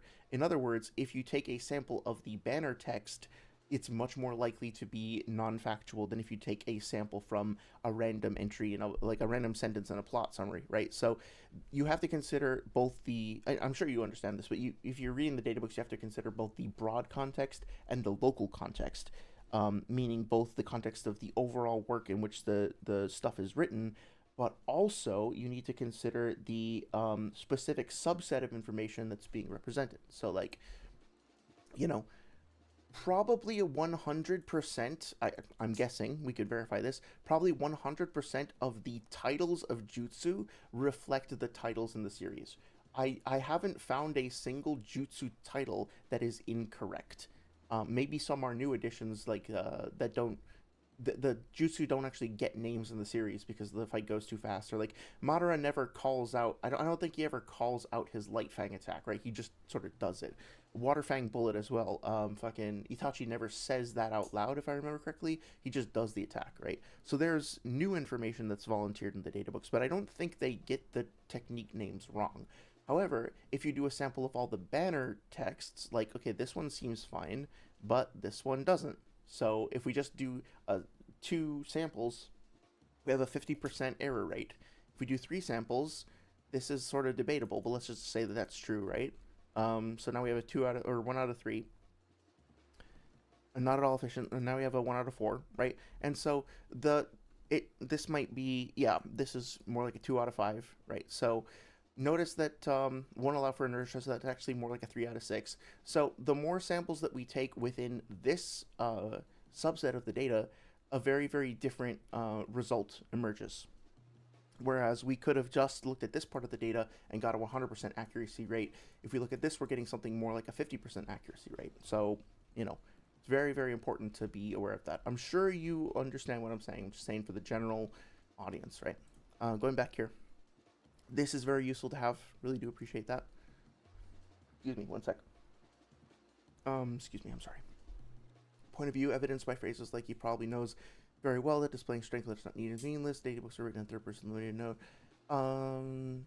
Yeah, I think this is all useful. I think that if you don't mind me giving you a little bit of feedback, if you wanted to expand this a little bit such that these paragraphs here were pointing to specific parts of the video or whatnot, and kind of break them off into their own paragraphs with headers or whatever, it might be a little easier to read because if I think you're probably assuming, and that's fair, you're probably assuming that people have read or watched through this, right?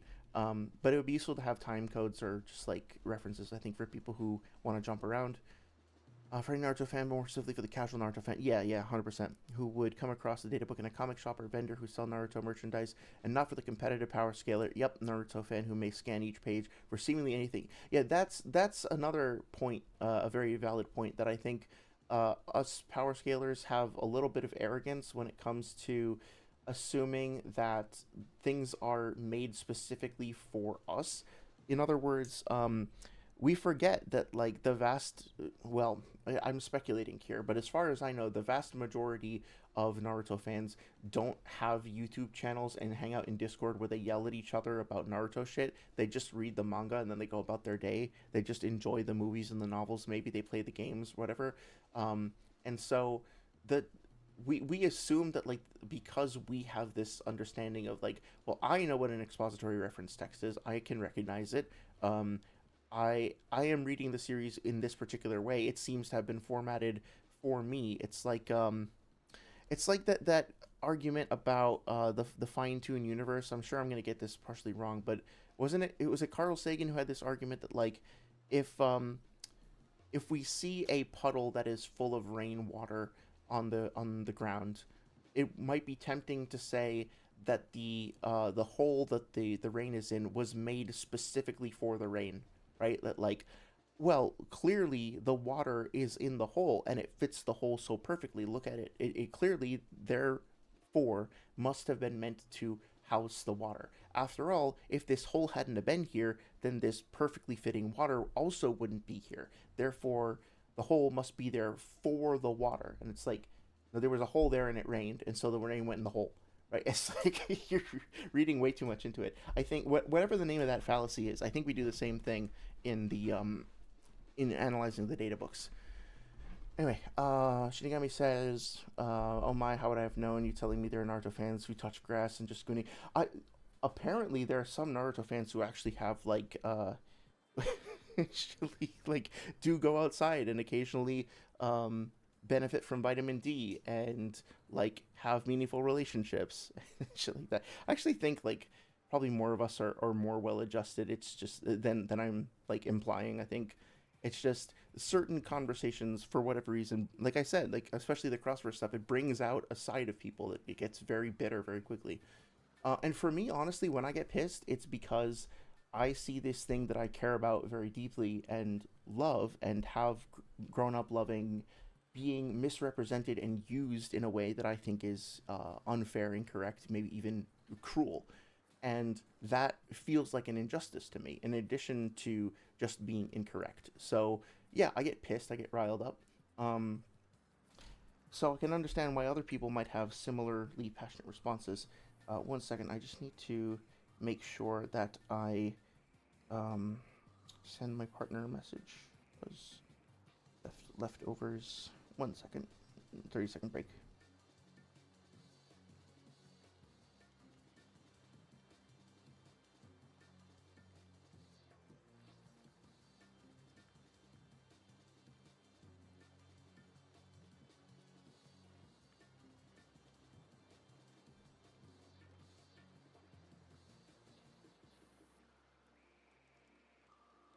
Okay. Task correctness, if we were to consume all the original series and try to give an interpretation of scaling, there would also be a universal agreement on where the series scales mean Davis are almost completely incorrect. Yeah, I think your perspective as a like where you're coming from is going to sort of calibrate your lenses of the filters that you're seeing the data through. And that's honestly like my biggest contention with the whole like expository reference text thing, is that like if you decide a priori that based on the appearance and superficial appearance and a couple of like apparent outside signifiers, that the internal contents of the data books are aligned a certain way, then you're going to be looking out for that as you read through.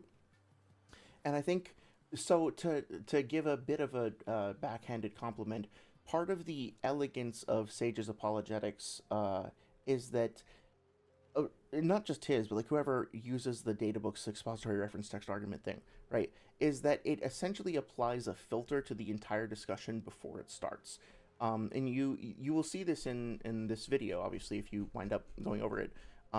Is that be, the perspective is basically like, we already know that the data books are expository reference text because of how they look. So, and how, like, their apparent external qualities. So then we go into the data books and start reading through them. If we come across an entry that is totally factual, well, look, there's proof that the data books are factual.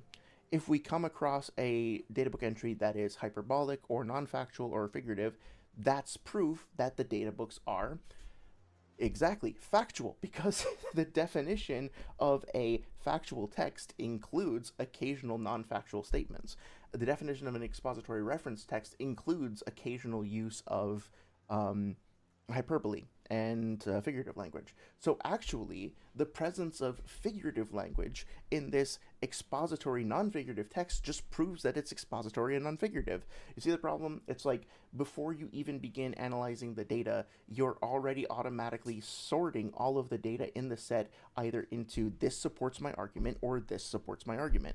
That is apologetics in a nutshell. It's not actually letting your beliefs and perception and understanding conform to the actual data. It's sculpting and guiding the data and fitting it to your preconceived idea. In this case, the preconceived idea might have been conceived in good faith if you genuinely actually believe that the data books themselves are this particular type of literature, but the problem is that that belief is never going to actually be an analysis or equivalent in value to an analysis of the source itself. So it's like fucking irrelevant, basically. Trustworthiness. The databooks are moderately to rarely reliable as a source of Powerscaling. As a creator, the written works of the databooks are very ambiguous, which also affect the perspective in which we would consider the databooks to be written and that of the mere expression. Godspeed. Yeah. Which all compounds of the databook having clear signs of literary dependence. That's a good point too, right? It's because it's secondary, right? It can volunteer primary information, but it inherently is a secondary source compared to the original. This is further complicated by databooks using a third-person limited perspective. That's a good point. I think this terminology is something that people should be more aware of. Point to maps to a curator. That's a good point. The creator. Yep. Creator and curator as like an original author versus like actual writer is very different, right? Non-neutral describers, any more direct description of abilities. I would be selected against, or more bombastic descriptions might be given to the more mundane abilities or events that keep interest in reading the databooks. The only saving grace of the databooks is that they are in fact licensed by Shueisha and are canon material, which can be used as a weak support for interpretations of manga statements related to power scaling via saying the databook, which are an authorized interpretation, comes to the same conclusion. Yeah, sure. It definitely carries more argumentative weight for sure than just somebody's like opinion blog post or whatever, right? Well, let's just say that it has an inherent like boost to credibility. It's quite possible that somebody's blog post, I speak as somebody who is reading a blog post that is actually a better representation of the material on the back of the official book, right? Like you've given a better explanation of the contents in the book than the book itself has, right? But I'm thinking of like your blog and then my blog and Salad and Bolt's blog and stuff. We are perfectly capable of coming up with ideas and substantiating them and demonstrating things that maybe the data books don't always. But the reverse is true. The reverse is also possible. So basically, like, yeah, we have to just be careful and apply context and curiosity, which I'm sure you have already demonstrated that you are doing with this. Big part of Sage's video again. A big part of Sage's video that does not really fit into the methodology is his extensive breakdown of how hyperbole affects reliability. But as he says with one of his examples of hyperbole, that it isn't meant to mislead you, it's meant to add flair to the statement and make it sound cooler, while being so absurd it's obviously not true. Again, not to mislead you. Well, again, right, it's like preaching to the choir, but like, yeah, that's a creative, subjective interpretation, which he then tries to girder with the nature of the text being expository, dictating that it's primarily factual information, which I showcase through my examples. The 2 or 3 examples out of a data set of thousands, or over 1,000, if you select a statement at random, it's more likely to be factual than not, which is not something that is actually like a database conclusion, right?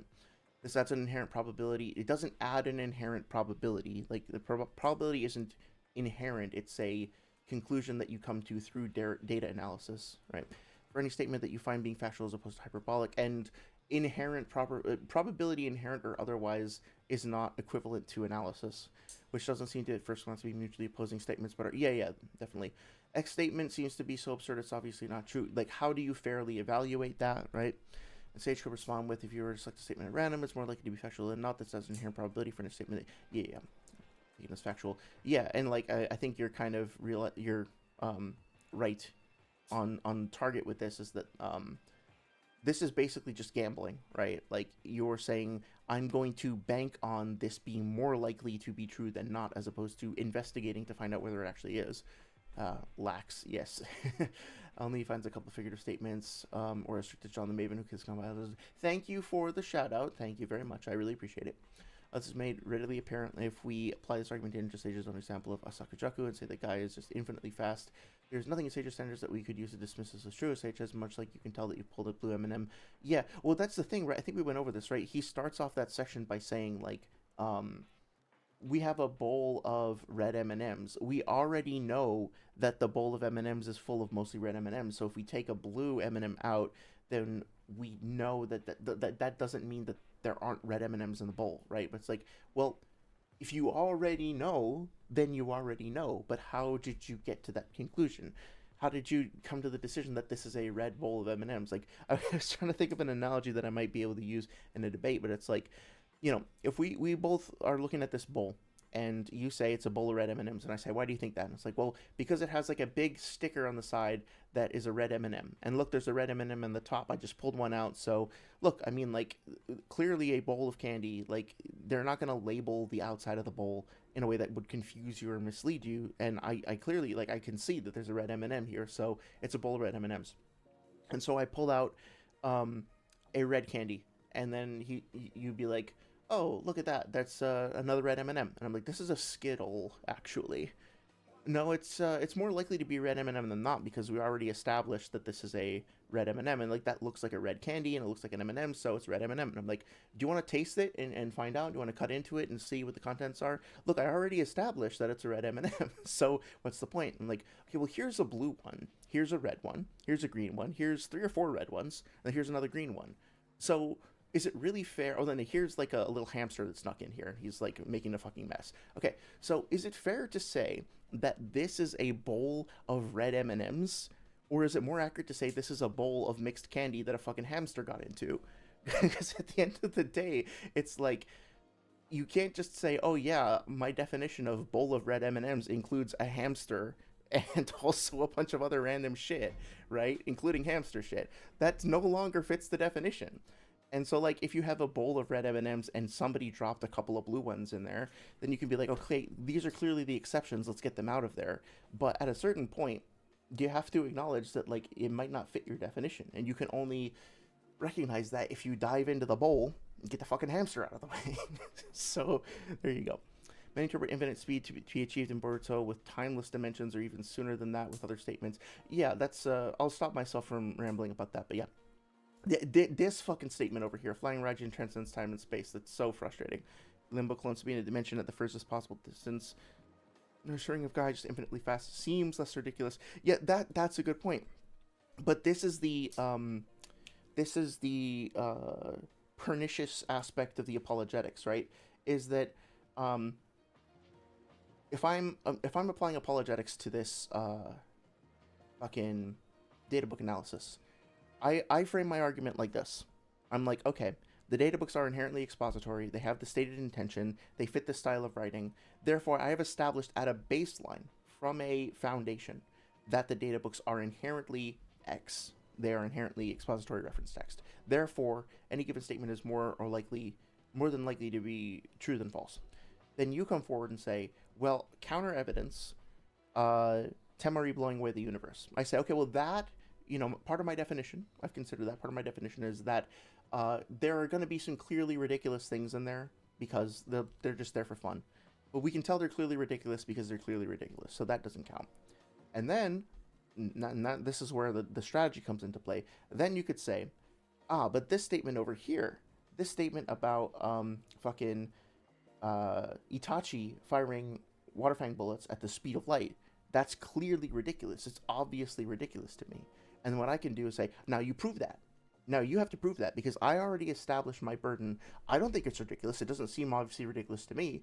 That seems obviously truthful to me. If you're going to take the position that establishes a deviation from the baseline that I've established, in other words, you're going to challenge my paradigm, then you need to actually put the effort forward. And so he shoves, or I, in this case, would be shoving all of the homework onto you.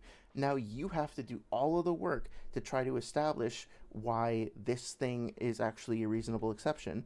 And then if you do that, if you actually do prove that like Waterfang bullet is kind of silly, I can just say, well, that still doesn't detract from anything else in the databooks, because that's just one of the examples that I mentioned, that the databooks get to have a few of those. So it's clearly one of the few. And then there's no amount of contrary data that you can present to me that I would actually accept, because I already have my strategy in play. I've already got the chess pieces set up, right? If you come forward with a statement that I agree is ridiculous, we can just ignore it. And if you come up with a statement that you're going to argue is ridiculous and I disagree with, then you have to do all the work to prove that. And then when you've done that, I can just shift the goalpost.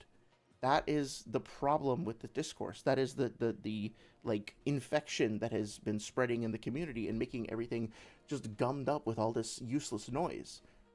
It's actually extremely frustrating, because when you break down the strategy itself, it's borderline like antisocial. It's essentially, and like people who come into these conversations who don't understand like what debating is and don't understand like the meta and that there's this whole community of debates going on or whatever, people who just come into this community because like imagine like a little kid who's just into Naruto, and he's, I don't know, like a 12-year-old kid, and he like finds this manga and he's really interested, and he goes online, he's like, oh my god, Naruto, people talking about it, finds a channel, right? And then he they wades into this environment where they're like, oh, I don't know if the Kirin is literally literally the speed of light. I don't know if Waterfang Bullet's literally the speed of light. And then all of a sudden, without knowing anything about this meta bullshit that's been going on, they are wrapped up in this apologetic, manipulative language nonsense, and then they carry that with them. This is my fear. This is my concern, genuinely, is that, if I think there's an assumption that when we make power scaling content, we're sort of making it for ourselves and each other. And so like there's a kind of callous like, well, other people are going to have to be smart enough to get this, and if they don't, it's on them. Like if they can't see the argumentation, then it's not my responsibility to watch out for them, which is really weird, especially when like at the end of the day you wind up like these things stick with you. Like this form of argumentation sticks with you. And like Boruto is, as a series, is popular with kids. Dragon Ball is popular with kids. Like I am genuinely concerned that like folks outside of the community who don't understand all this power scaling stuff are going to come to see channels like these and content like this and then walk away basically having been gaslit and having been force-fed these shitty, manipulative, competitive apologetics, and then they have to do the work of like recovering from that. But it's okay, because we got a few clicks, we got a few fucking Discord debates, got some free Discord Nitro or whatever it is. It does actually piss me off when I think about it, because honestly, like something kind of similar happened to me when I joined the community. I thought naively we were just rhyming, but it turned into a battle. Anyway, Shuring a guy infinitely fast seems, yeah. So I'm in agreement with you here. We can even go a step further with Sage's last counterexample, where we can just accept Temari is universal, and everyone above Temari are just higher. Yeah, I mean, like, that's something we talked about last time as well. It's like, if I don't know anything about Naruto, and I'm just picking this up, like, imagine this was a One Piece data book, and I wanted to learn about One Piece quickly without reading the whole series, and I picked up a One Piece data book, and it said a character could move at the speed of light. I don't know anything about the verse. Maybe they can, right? So maybe it only seems ridiculous to us because we can compare the things that the data book is saying to what we know about the series, and it's like, oh, that's obviously not true. But what we're doing there, the reason why we get to that conclusion, is because we're analyzing, we're comparing the source to the original stuff. And it's a very quick, very intuitive kind of analysis. So when Sage says, like, oh, it's obvious, it's not obvious. It's a very quickly identifiable product of an investigation that is happening very, very fast. But there's nothing inherently obvious about it that's like, hey, look at me, waving my hands over here. Hey, look at me. I'm Mr. Meeseeks. I'm definitely a hyperbolic statement. Look at me, right? It's not like, it doesn't work like that.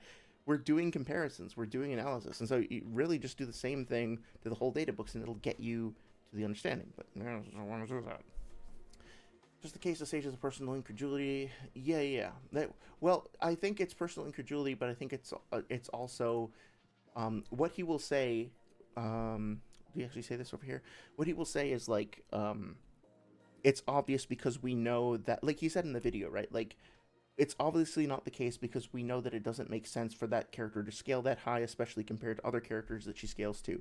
So he's like comparing the statement to what's actually happening in the series and doing a bit of analysis there. I don't think it's just intuitive, or just based on incredulity. I think that it's a little bit more intricate than that. But yeah. So same character Sage just missed not knowing what he's talking about. For yeah, this is really good.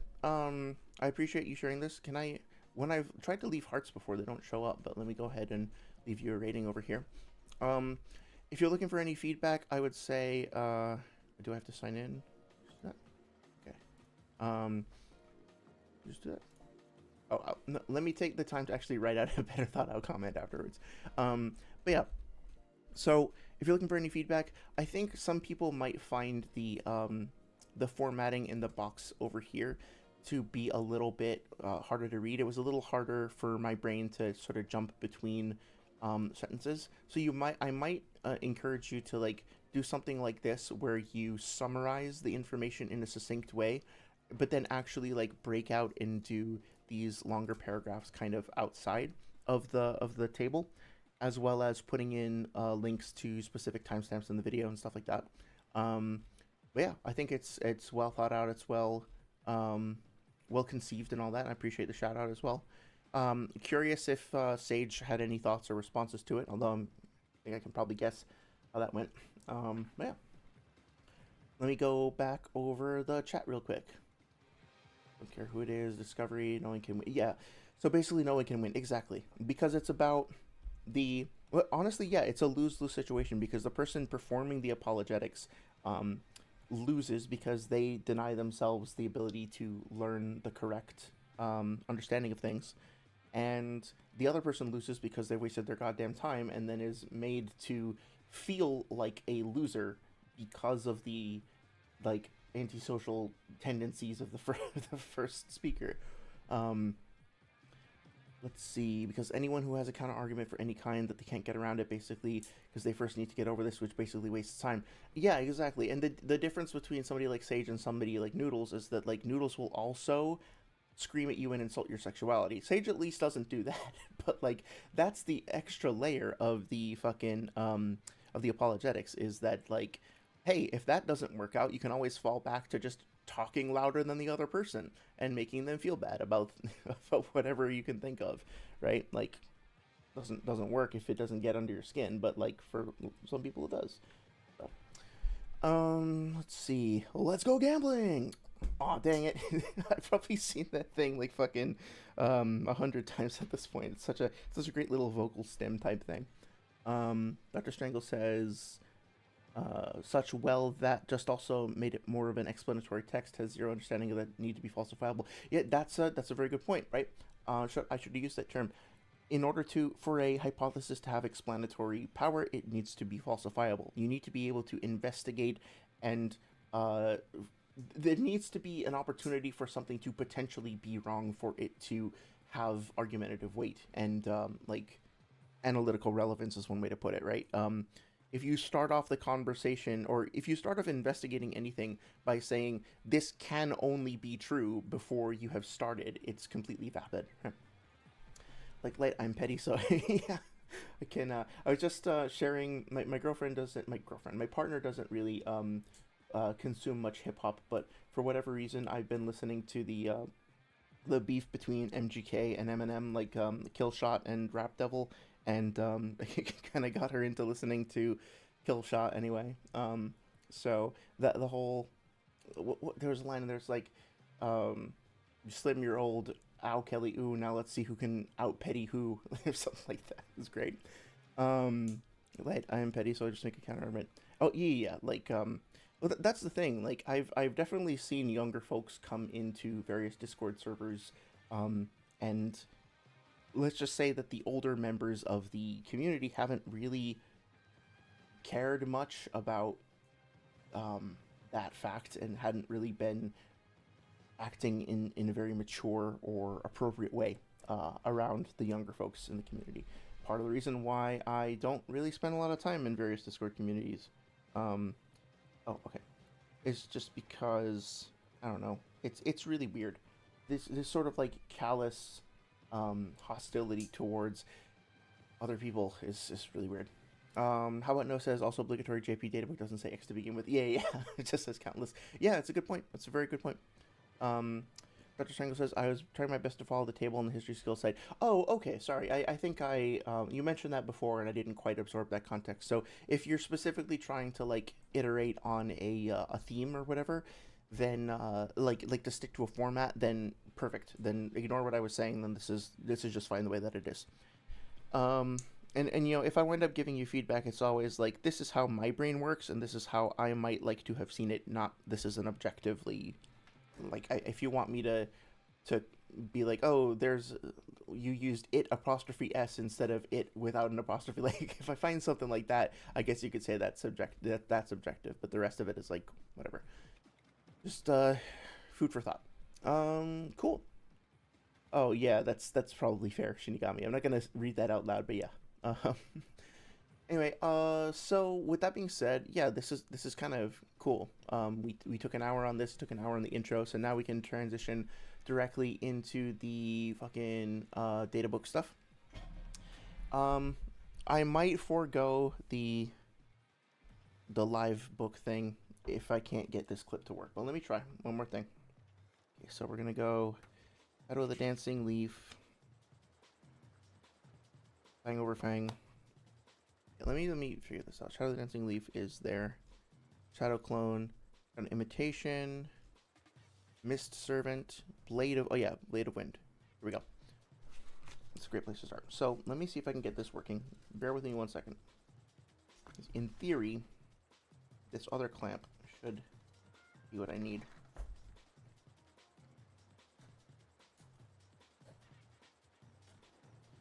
Hope you're enjoying this grown man tries and fails to put a plastic clamp on a book ASMR.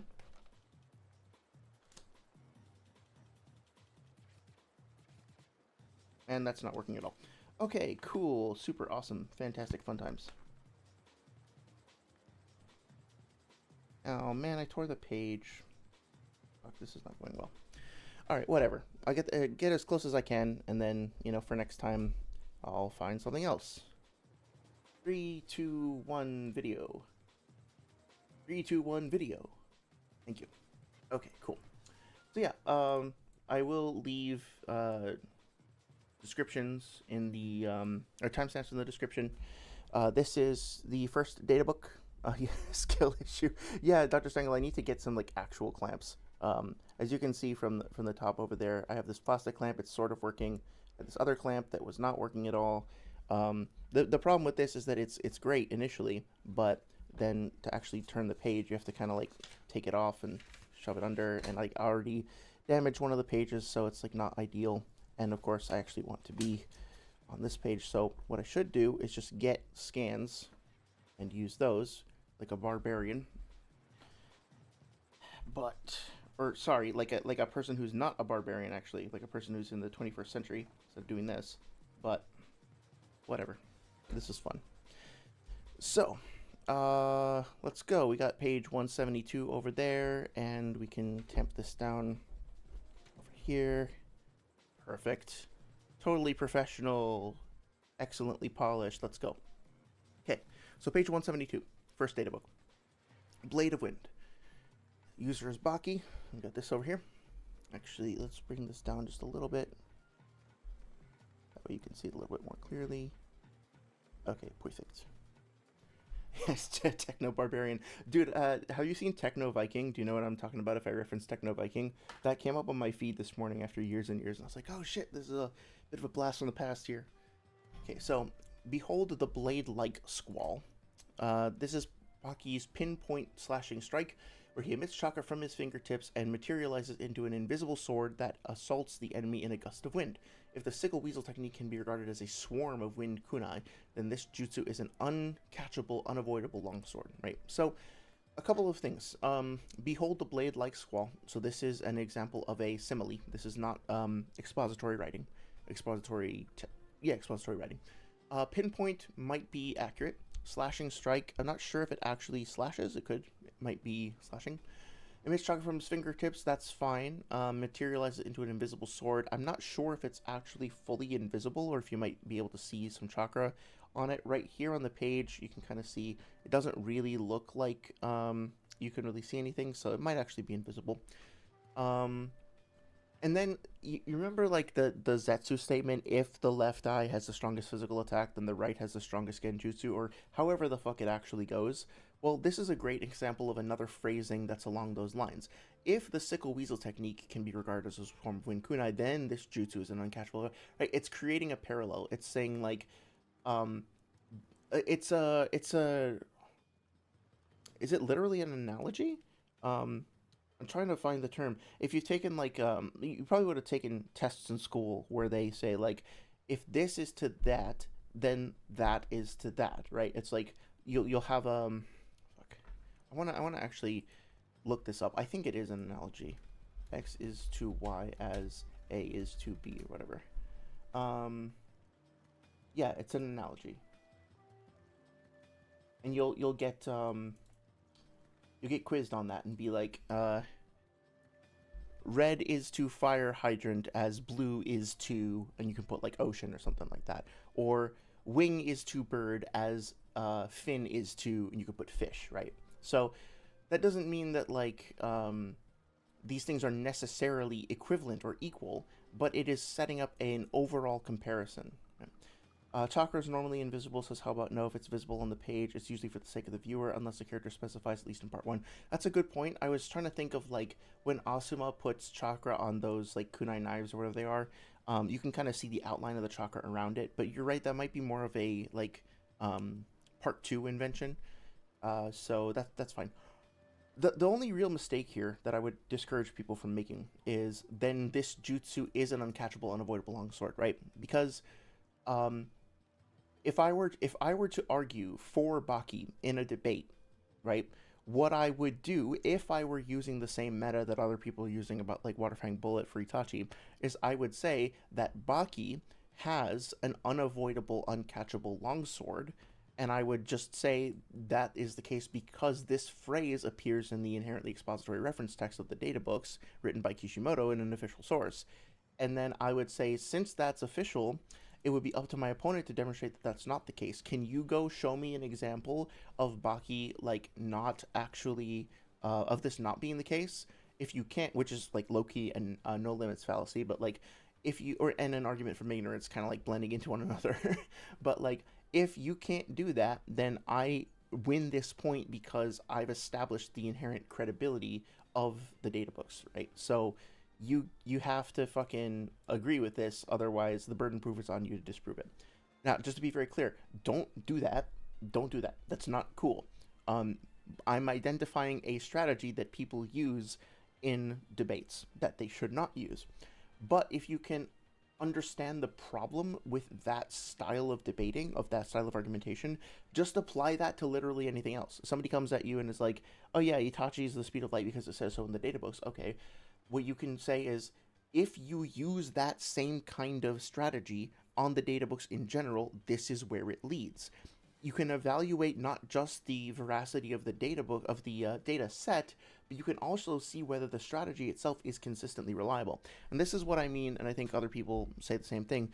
When we talk about the data books not being consistent, what I mean by that is that, like, if you take the strategy of assuming that a given statement is true unless proven otherwise, and you start applying that and testing it and implementing it, what are the actual results? Well, the results is that you get a lot of bullshit that doesn't actually match up with what is in the series. And if that's the case, then your methodology is revealing a flaw in the data set or revealing a flaw in itself.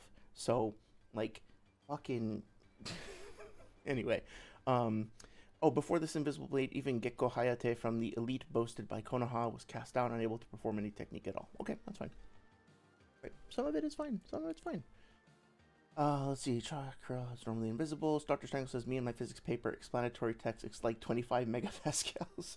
Which, yeah, like, this is a test that don't actually do this, but, like, if you wanted to test how many examples of hyperbole, metaphor, etc. you could get away with an expository reference text, try writing an article for a scientific publication, and, you know, halfway through the article be like, yeah, my paper on physics, like, here's some equations, here's the data. And by the way, I was using a totally fucking awesome laptop to do this on. It's got a new GeForce fucking shit in it, and, like, oh, these numbers are like the best fucking numbers in the world, dude. They're like colossal in their magnitude and in their significance. Like, see how that goes, right? Like, try to write an article for a newspaper, like an expository article, and be like, yeah, dude, there were this car crash happened on the highway, and these people were injured, but they made it out okay, and the paramedics arrived within 5 minutes of the crash. And dude, the flames were like so fucking gnarly. It was like the heat of the sun bearing down upon me, and I was riveted to the spot. Like, you're not gonna be allowed to do that. And imagine, like, if you submit a research paper, and that research paper relies on data that you're referencing from other people who have done other research, and you don't cite your sources, and then it goes before the review board, and they're like, hey, where did you get this information from? And you respond to them by saying, look, I'm not your dad, okay? Like, I don't have to look up every single resource. I'm not gonna, like, add an additional however many pages to this page to explain every single fucking thing here. Like, if you want to know where this comes from, that's on you. It's like, okay, try it. Try that strategy and see if it actually works. See if it makes sense in context. In my experience, it does not. In my experience, it doesn't go very far. Worth noting that the panel is of Baki saying the same thing about the ability, that it can't be stopped or whatever. Okay, gotcha. You might get away with it since they allow fake news. Well, that's a whole other topic. Particularly isn't circular. My attack is not avoidable. What about the type was avoided? Yeah, exactly. And if you identify a problem with the reasoning, that just goes to speak to the lack of credibility in the source itself. Yeah, the character can avoid the unavoidable. And that's when the power scaler comes in and says, well, you see, the concept of something being avoidable or unavoidable creates a paradox that our character is able to resolve. So our character is so powerful that they can resolve inherent paradoxes to the universe and transcend the concepts of logic and space and time, and that's why my character is boundless, and he beats Luffy and Ichigo at the same time, right? Like, this is exactly what you would expect to hear in a power scaling debate. I'm not even, like, I hear this shit all the time. Okay. Fang passing Fang. So this is over on page 173. Let me make sure I still got the video up. Okay, 3, 2, 1. It's a secret of the human beast taijutsu in which Akamaru transformed into Kiba and Kiba transformed into a beast make their bodies revolve at the same time and deal a high-speed body blow to the prey. The crossed attack in which the two synchronize their breathing and cross flawlessly above the enemy doesn't give the opponent time to take a defensive posture. So I want to talk about this real quick because the two synchronize their breathing and cross flawlessly above the enemy. That's interesting because going back to I think it was Choji's entry in the 3rd data book, there was a statement that when he works with Shikamaru, they have 2 hearts in sync, right? And so I said at the time, that it probably wouldn't make sense to interpret that literally as though like the BPM of their heart and like the phase are perfectly in sync and they're literally beating the same way. With this, though, it does seem to be more specific that their breathing is actually synchronized. So there may be cases in which language like this does actually work in context. What I would then, however, be more cautious about is like what does flawlessly mean in this context, right? Like you wouldn't want to take a statement like this and be like, okay, since Kiba is a flawless fighter when he's fighting with Akamaru, um, losing would be considered a sign of a flaw, therefore he can't lose or something, some shit like that, right? Again, like that would be totally out of pocket. So understand what the flawlessness is actually referring to over here, and maybe this part of the sentence could be considered to be hyperbolic, whereas this part might actually just be literally true. Doesn't give the opponent time to take a defensive posture if it's effective, right? That is the idea behind it. But like, does this mean that Madara is not going to be able to respond to it? I don't think so. It's not like it categorically denies any opponent the ability to respond to it. It's that in the cases in which it works as intended, that is the design of it.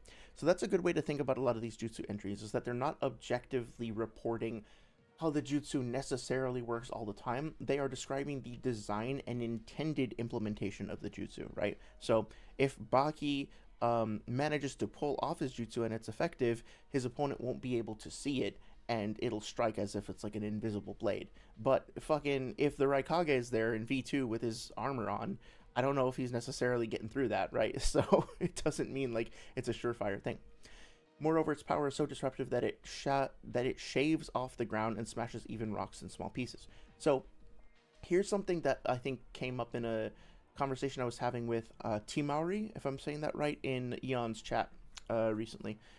So Timari, not to put words in his mouth or their mouth, I'm trying to remember what they were saying, which was we were talking about something about Lee, and Lee supposedly during his fight with Garo was moving like massively hypersonic, and my point was that we could test to see whether or not that actually makes sense by trying to estimate. Okay, if I don't know, if Lee weighs like 150 pounds, probably less than that, but let's say 150 pounds, and he's moving at like massively hypersonic, what we call that, like Mach 10. If he's moving at Mach 10 or Mach 100, how much force would be imparted when a object with that mass moving at that velocity, that acceleration or whatever, manages to like hits a solid object like these stone tiles or whatever they are in the arena? How much damage would we expect to see? How much damage do we actually see? And does that actually compare favorably? He was claiming that I didn't understand the paradox of Newton's third law or something, so we didn't get anywhere. I'm not sure what he was talking about. That's something I need to educate myself more about. But here's the thing: this attack is demonstrated to be strong enough to break through stone, smashes even rocks into small pieces, right? And so we should be able to get a sense of like what is considered impressive, what is considered noteworthy to call out in terms of the overall power scaling of the series at this point in time. It is this is in the first data book, and it is considered impressive to warrant even like 2 exclamation marks that Kiba broke a small rock, smashes, like fragments stone into smaller stones. So stone fragmentation is considered impressive for this point in the series.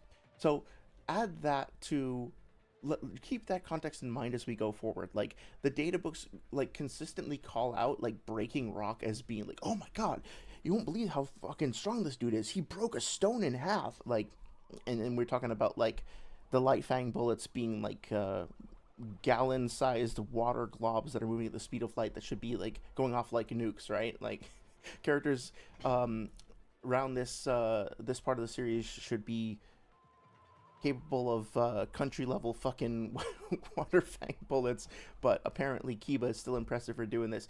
That's what I mean about the context, right? It doesn't like all kind of link up. And then also there's this: with a speed invisible to the eye, the fangs of the wild animal pierce the prey.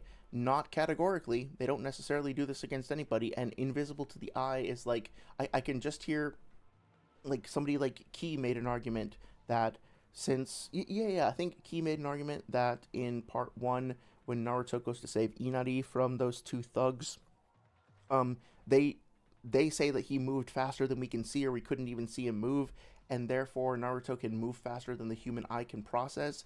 And he used some data based on like fighter pilots responding to like visual tests and took their highest rate of response and then compared that to Naruto and said the Naruto must be moving faster than that, as opposed to like, so I can see somebody like that in a debate taking this and being like a speed invisible to the eye. Okay, well the eye can see this fast, and then like fucking it's hyperbole, right? There were people in the stands who were watching Kiba. You're really gonna tell me that like I think Hiruzen was there. If I might be getting that wrong, but like definitely Guy and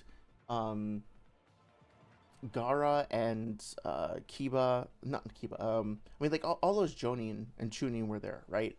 Like none of them could see him, so he can move faster than anybody can in the Naruto universe can perceive. Kiba, Part One Kiba can move so fast that nobody can see him move. Obviously, fucking not, right? And it's not actually obvious. It's clearly the case based on understanding the context of that scene and all of the characters who are watching and the fact that they can see, perceive, and respond to what he's doing, right? It's almost like they did about 90% of the time is just reusing the manga's material, says Dr. Strangle. It kind of feels like that, doesn't it? It's almost like that, yeah. Their hearts are in a boy band, yeah, exactly. Their hearts are going to be competing against the Saja boys for the... I recently saw K-pop Demon Hunters with my partner, and I wasn't a big fan of it overall, but I did appreciate being jump scared by that fucking like spectral cat thing that apparently they have at the local McDonald's. They've been putting them up on like on billboards and stuff.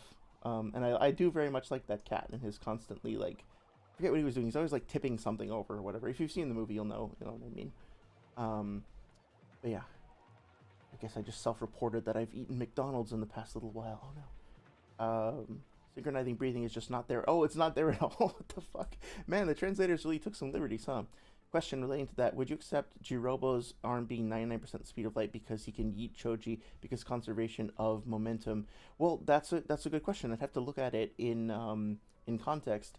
So the way that I would approach that is I would say, okay, like, let's see if we can even apply stuff like F equals ma and make assumptions about physics in this universe. Does that actually work?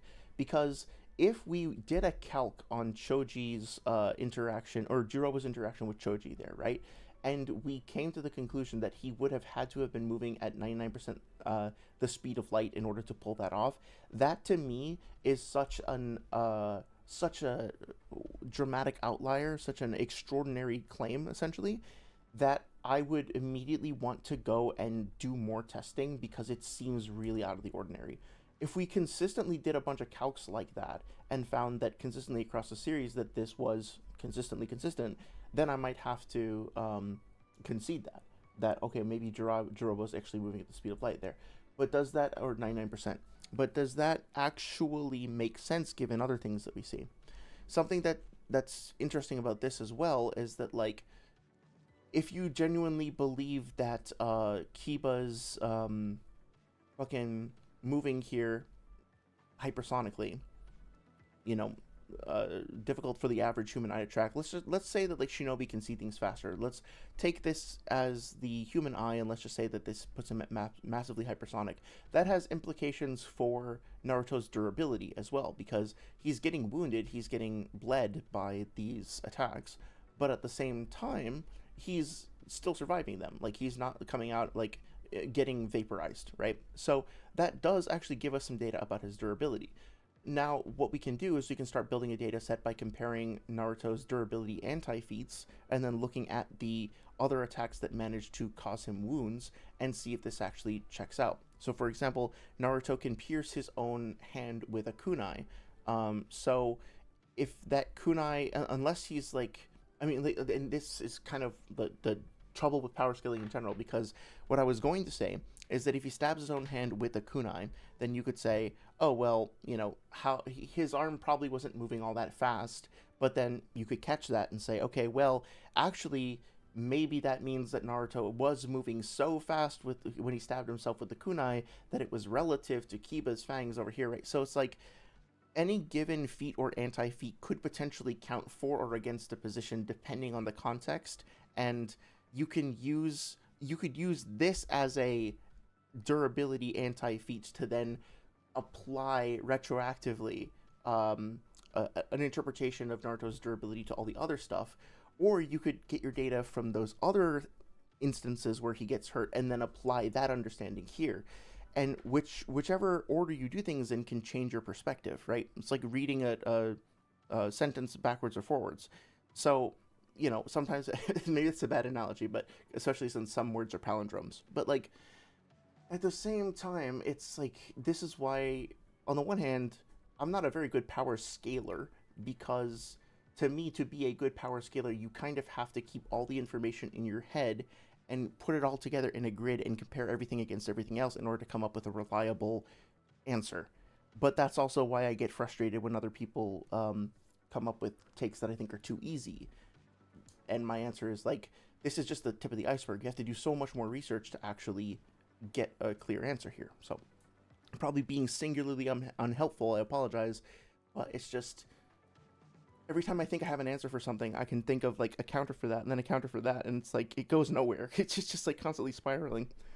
How about No says I can kind of go into all of them, but you very quickly get lightning speed for almost anyone notable if we do apply those standards. And that might very well be the case. And if that's the case, then I might disagree with you or I might agree with you, but at least I can say, hey, look, this motherfucker over here, this guy is doing what I'm advocating for. You would be doing essentially what I want to see, is looking at multiple pieces of evidence like that and then connecting them and seeing if they all make sense in context.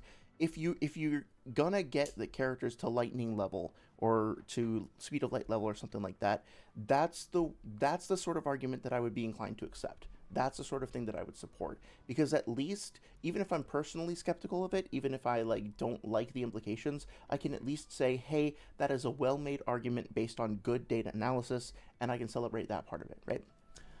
It's 3 a.m. Should I go now? I think you should, dude. I appreciate you hanging out with us, but sleep is very, very important. I am feeling my own lack of sleep very intensely these days, and I would highly encourage you to see if you can get some rest and just be healthy. Hydrate, spend some time outside tomorrow. I'm fucking about to pass out myself. So yeah, do what feels healthy. Kiba Nakaramaru's rough power demolishes even a deposited stone table. Again, like emphasizing that, like, wow, it's so cool it can even break stone. Among the cloud of dust created, you undergo a merciless pursuit of raging billows. I think that probably means blows, but if it's a wind type thing, I don't know. Anyway, so you can see that the language here is kind of inconsistent. Sometimes it's pretty hyped up, sometimes it's pretty literal, as usual. What the fuck is this? Jesus with his fucking dirty sandals. Okay. Now, here's everybody's favorite, Gokyaku no Jutsu. So let me go ahead and get the next page clamped up. Please enjoy the delightful Dark Souls 2 map in the meantime. Really do like that thing. Okay. It's working? Yeah. This actually isn't so bad. It's better than the fucking metal rod that I had here last time. Okie dokie. Is it looking okay? Yeah, basically. Okay. So this is 174 to 175. Fireball technique on the upper right. Let's read. Fire release great fireball technique. The massive flame engulfs and vaporizes everything. Okay. I don't even have to say it. A jutsu where the chakra needed inside the body is converted into fire and expelled forward in a massive orb of roaring flame. Okay. Massive, subjective, roaring, figurative. The scope of the attack is altered by controlling the volume of chakra that is mustered. Mechanical description of what's happening. The blazes released with a thunderous roar will engulf their target. Okay. Thunderous roar. Again, roar. I don't know what the kanji, like what the original Japanese text says here, but regardless, this is a personification, right? This is a literary, like a writing technique that is giving the characteristics of one thing to another. It's a metaphor. It's figurative language. Engulf their target and leave a crater on the ground surface. Okay, maybe. That's how terrifying they are. Again, like figurative language. The hand seals to activate are a horse and tiger. Sasuke already has the skill to handle that advanced technique. So this is a great little thing. right? This, if you want to explain the databooks to somebody, this might be a good single databook page to pull up. Not because of just this, right? It's tempting to say, oh, look, it says it vaporizes everything. Clearly it doesn't. Fuck the databooks, throw them in the garbage. No. That's not what I'm advocating for. But what I am saying is that if you break down this entry, right? If I had to clip something from the stream, I'd probably clip this, right? Like, if you have to break down this entry specifically, you can go through it sentence by sentence, and it becomes quite apparent, like, what... This is a great microcosm of the databooks overall, because we have the initial statement that is this, like, hyperbole hype about the function of the jutsu. Then it specifies how the... sorry, I didn't mean for that to be that loud. It specifies that how the jutsu works mechanically. Then it continues to discuss how it works mechanically, and then it uses a metaphor or like figurative language to describe it in terms of its character, right? In terms of its emotional impact. And it keeps going back and forth between literal descriptions and technical descriptions over here, like horse and tiger, as well as more esoteric or abstract things like it being terrifying and thunderous roar, etc. This is the databooks to a T. This is the databooks perfectly summarized, right? There's usually a hype text that kind of goes a little crazy. Then that's mixed in with technical explanations, and then it's mixed in with occasional sprinkles here and there of like fanfare, if that makes sense. So the reason why I would not advocate for people to take this literally is not only because A, it doesn't fucking reflect what happens in the series. Like, Part 1 Sasuke is not vaporizing a mountain with this, right? Certainly not vaporizing fucking Orochimaru or whatever. He melts his face, but he doesn't, like, vaporize him categorically, right? So this is just proven wrong by the series. Not only is it hyperbolic, it is factually false. It doesn't there are things that it very clearly does not vaporize that get attacked by it.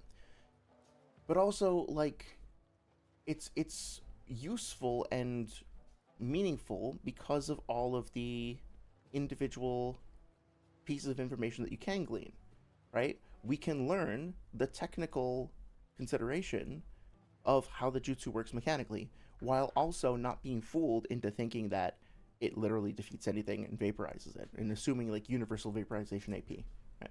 So I feel like most people, this is my opinion, but I hope it's correct.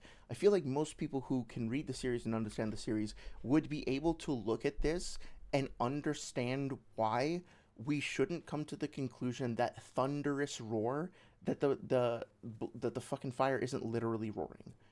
And they should be able to come to the conclusion that it's probably true that the hand seals are horse and tiger without necessarily having to go verify it, although we do see the actual picture, like, right here. And therefore, they should be able to look at this and be like, okay, well, that shouldn't be taken literally. Even if I don't have, like, the perfect way to debate it or to explain it, or I know all the, like, specific grammar terminology, I feel like that's reasonable, right? Like, anybody watching this who disagrees with me, please tell me why. If you also know the proper terms, please let me know what those terms are, because I'd love to learn. But, like, right? It's not, like, arcane, right? It doesn't require some sort of, like, passing a fucking wisdom check in D&D to understand this shit, right?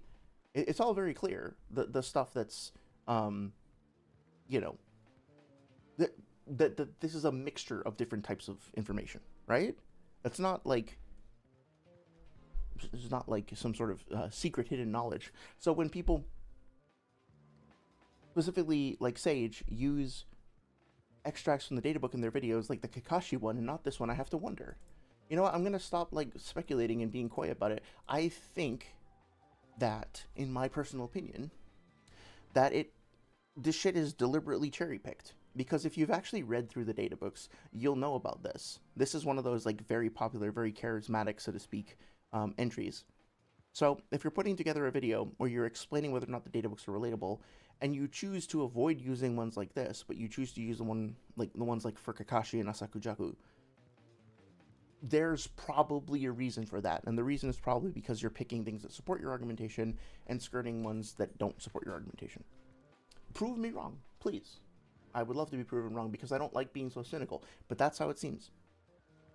Anyway, how about no says, well, specifically, it's the flame making a loud noise, not like the person yelling when they do it. Yeah, yeah, exactly, right? It's meant to be. I'm not saying that I think Sasuke himself is roaring. I'm saying they're giving the attribute of roaring to the fire. Like fire can like think about a big fireball that you might see like in a movie or whatever. It the sound of a rushing gust of flame can sound a bit like a tiger or a lion roaring, right? It's a pretty common metaphor. I actually actually worked on a video game once where there was a shop that was on fire that you walk past, and the sound designer mixed in actual sounds of a lion and a tiger and used this technique called envelope following, where basically it was like you would hear the roar. You would take the waveform of the tiger roaring, and then you would have the sound of the fire basically like increase in volume and pitch the same way that the lion sound was doing. So it basically would like follow the sound and copy the attributes of the sound of the lion onto the fire, and it made it sound like the fire was alive and angry. It was really cool. So moving on to the next fire type jutsu, a dehiscence. I actually don't know that word. Cool.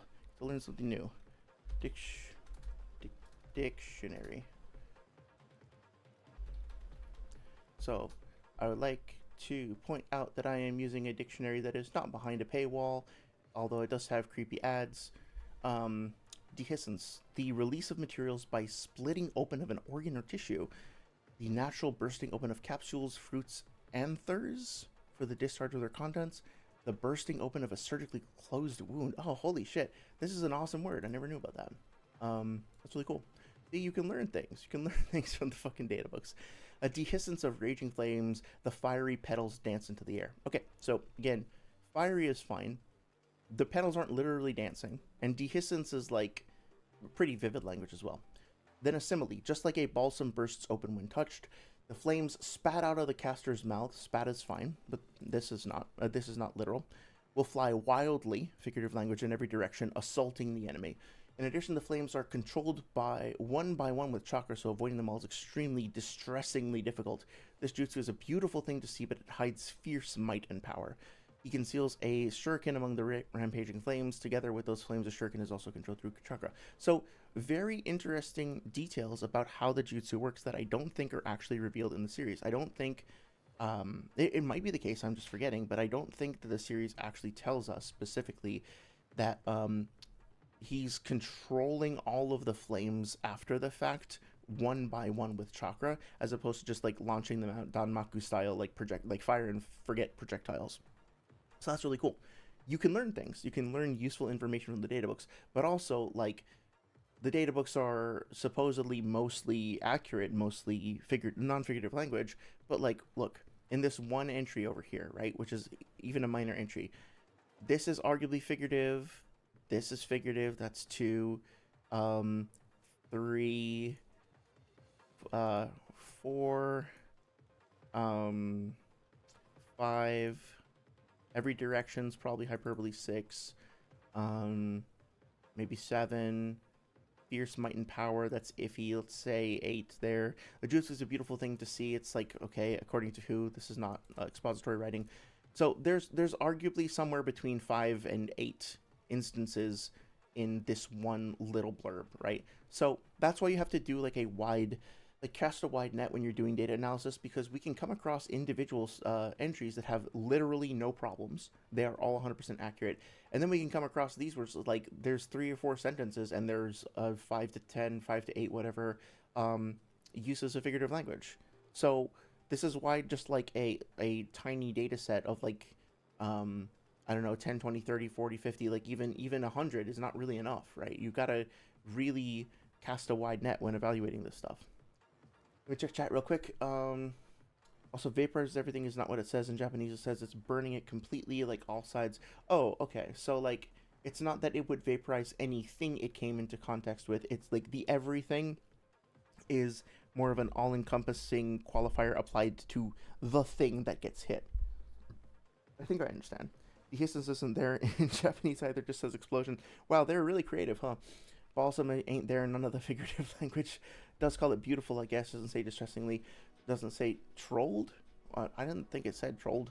Oh, controlled, I see. Okay, yeah, so this is good. I'm glad that we're getting a little bit of extra context here.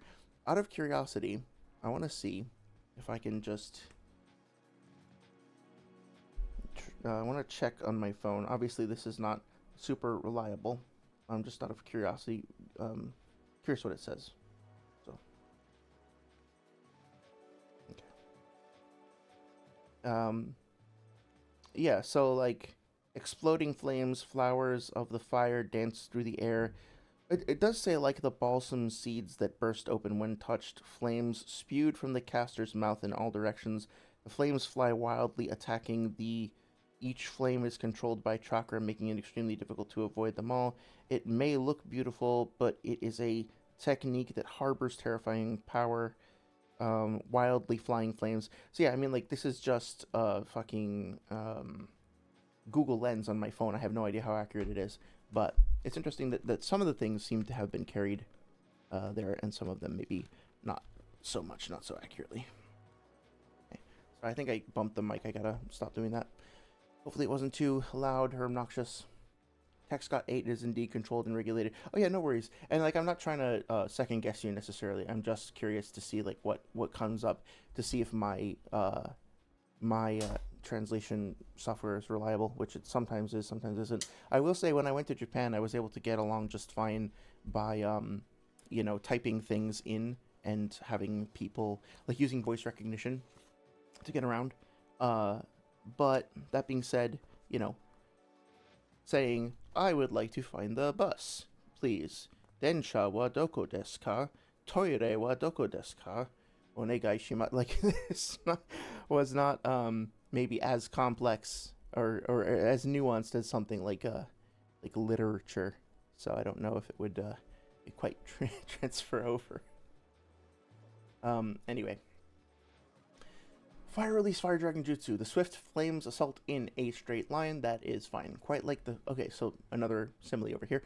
Quite like the flames spat out by a dragon, the innumerable hyperbole blazes rush forward in a straight line, seizing the enemy and combusting them entirely. Maybe not. If the great fireball engulfs the enemy in raging flames, in the case of the dragon fire, a sharp fire targets and assaults the enemy's upper body just like a projectile weapon. Making use of his Sharingan with the dragon fire, Sasuke lands a remarkable hit in Orochimaru's face. Even a master like Orochimaru was unable to avoid the technique, although he noticed its activation. So, here's an interesting thing. Should we take this literally? A lot of other stuff on the page does actually seem to be literal. Well, I'm sorry. There is some stuff over here that is a literal sort of technical breakdown of what happened in this fight. So there's definitely reasons to believe at least some of this stuff to be literal. And if we look in the panel over here, it's a little hard to see, but Sasuke is sending his fire along the cable or whatever that's going towards Orochimaru, and Orochimaru is clearly surprised by it. Now, that being said, do you think it would be appropriate to say that Sasuke has an attack that Orochimaru could not avoid? He was unable to avoid it. Or should this potentially count against the credibility of the databooks? Think about everything that we know about Orochimaru, especially in his like fight with Hiruzen, right? Do we really think... Well, like, I guess he didn't do all that much fighting against Hiruzen, more towards the end, but then against like Tsunade, right? Excuse me. The implications and knowledge that we have about him being a Sannin that we get later. Do we actually think that it is reasonable and that it comports with the series to say that Sasuke has attacks that are unavoidable by Sannin when he is 12 or whatever? Now, personally, my take is that this doesn't make sense based on what we see in the series. It would be very weird for 12-year-old fucking Sasuke to have an attack that is unavoidable. It seems more likely to me that Orochimaru let this happen. Like, he saw it coming and he decided to let it happen, because after that, he lets his face melt off anyway. He's not particularly bothered by it. It's tough for me to genuinely think that Orochimaru, a fucking Sannin, like, wouldn't be able to think of some kind of defense for this. Like, do we really think that Orochimaru can't break through a steel cable? Can you not do that? Maybe that is the case, but it's worth questioning, right? I think it's one of those things where I wouldn't take this literally. I would go back and see what the context is about Orochimaru's power overall and his performance in this fight as well. And then if it turns out that he actually can do this, well, there's another example of why we shouldn't necessarily trust the Databook statement. It could be the case, but I think it would potentially be leading you down the wrong road for you to just take this literally and say, because it's in the Databook, so this must be the case, and then be like, yeah, Kid Sasuke could launch unavoidable attacks on a Sannin. Does that actually fucking make sense with what we know about him as a character? I don't think so. Let's move on. How about No says, by chakra, combusting entirely is incorrect, just says it like sets the enemy ablaze. Yep. Well, there's the thing. I appreciate the additional context that you're providing for the translations, and I think that a message to the community at large would be, if you want to use any given Databook statement for your video or analysis, what you should start off by doing is by getting it translated. That should be your first step. You should compare the translation, and look, it's I'm gonna say that it's fine for. Let me think about this for a second. Not everybody is going to have the time, resources, or knowledge, or money to track people down who are professional translators and pay them to translate stuff. I think that we need less gatekeeping in our community in general. And so, on the one hand, I want to say that if at all possible, find a native speaker or somebody who is fluent, or somebody like Salads and Bolts who is training, like specifically studying translation, somebody on that level who can help you out. That being said, it's hard to find people like that, and you're essentially asking them to do work, and work should be compensated. Not everybody has the means to be able to do that. So, that being said, I think it is actually fine to use stuff like ChatGPT. I'm sure this is going to come back to haunt me, but it's fine if you want to learn more about the series, you want to study it, you want to just get a better understanding of it. You should feel free to use resources like ChatGPT and Google Translate and stuff like that.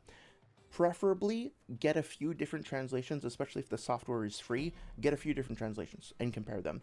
There was that, I have to track it down again, but there was that site that I found that we used a couple videos ago where it'll run a translation through like 10 or 20 different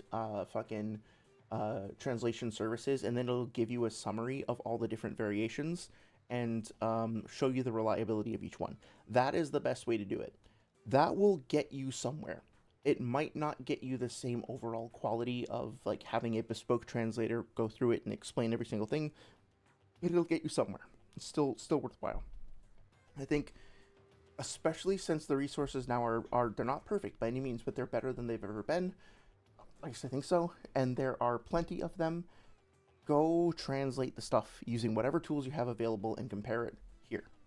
That being said, if you're a content creator who accepts hundreds of dollars from people for commissions, and you make insert amount of money here, who knows, who cares, from your channel, and your brand is contingent on you billing yourself as like an educator, for example, then you do have more of a responsibility to actually invest in proper translations.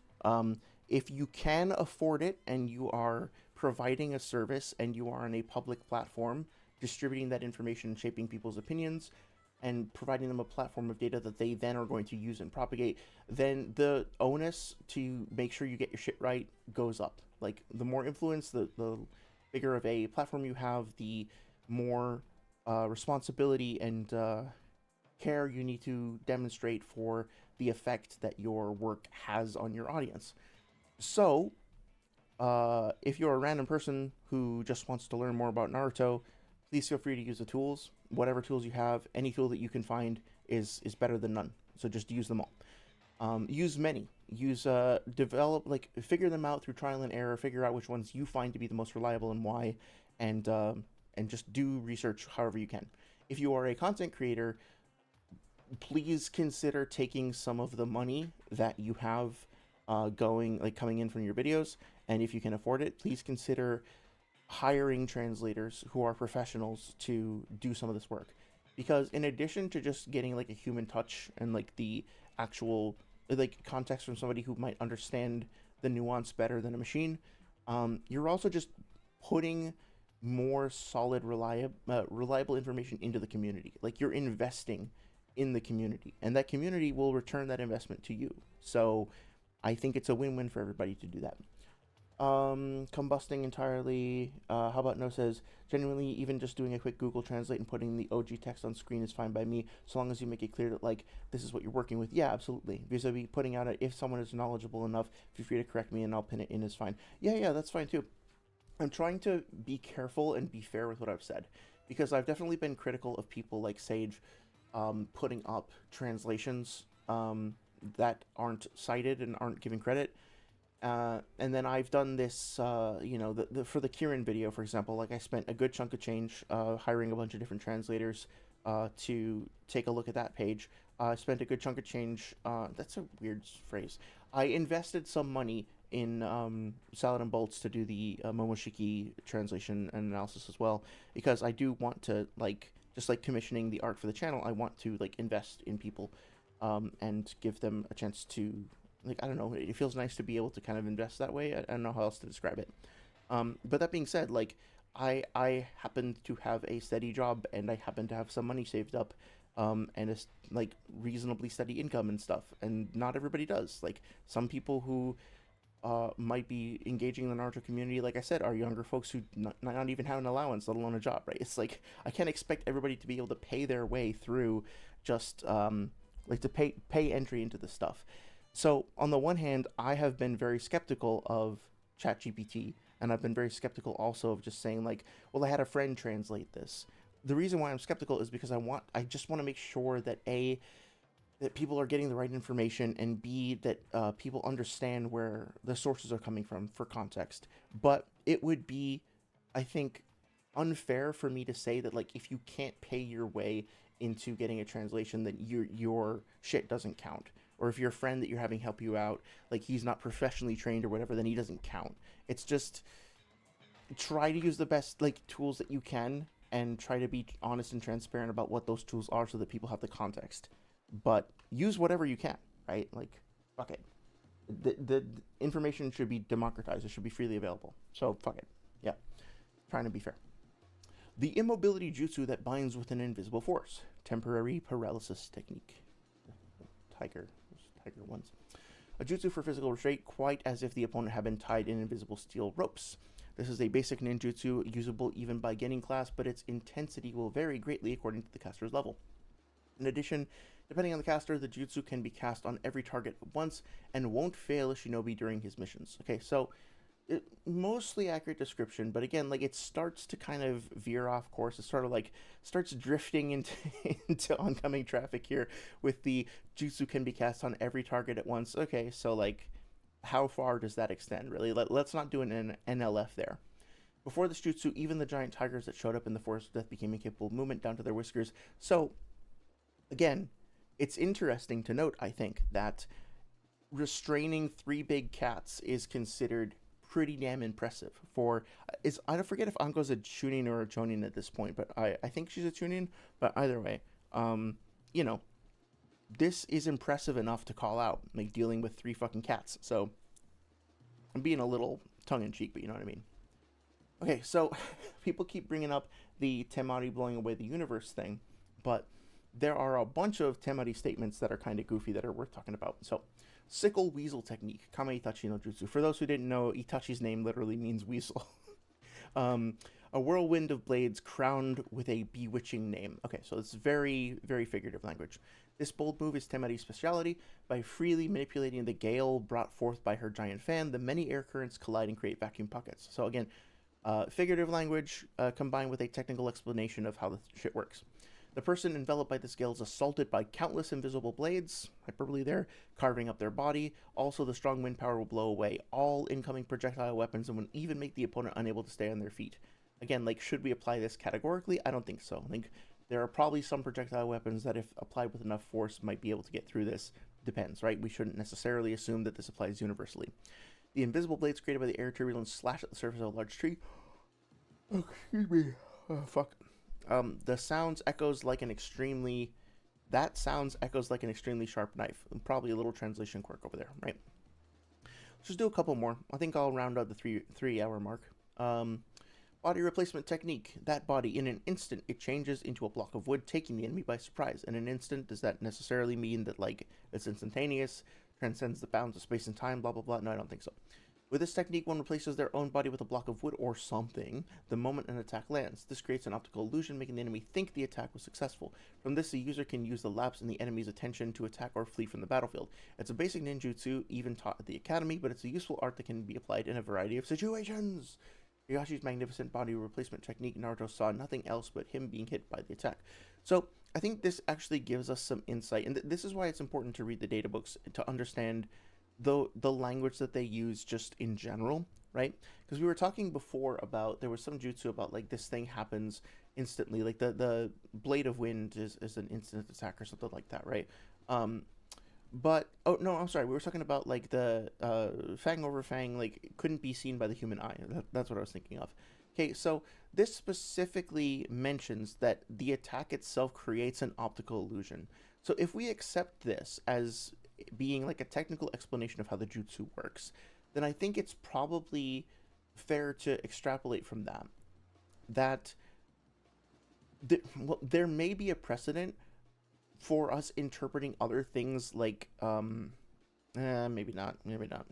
What I was kind of talking myself out of it. What I was gonna say is, like, maybe some of the other things that seem to be moving so fast that they can't be perceived, maybe we should just keep in mind that sometimes things that are, like, quote unquote too fast for the human eye really are kind of deployed with this, like, element of illusion to them. Not necessarily that they're operating based on, like, a genjutsu or something like that, but that although this is not a genjutsu, it's a ninjutsu, but even ninjutsu that aren't called out specifically as being genjutsu can still have, like, illusory properties. So maybe there's something there's a thread there that might be worth exploring, suggesting that some of the techniques that get displayed, the way that we rationalize, or the way that we can, like, consolidate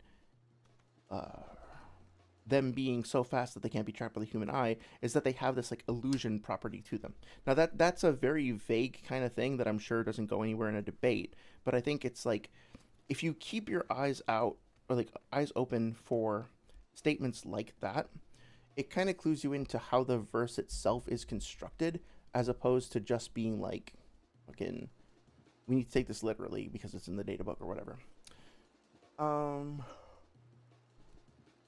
Yeah, okay. Let's do this next section, and then I'm probably gonna pass out.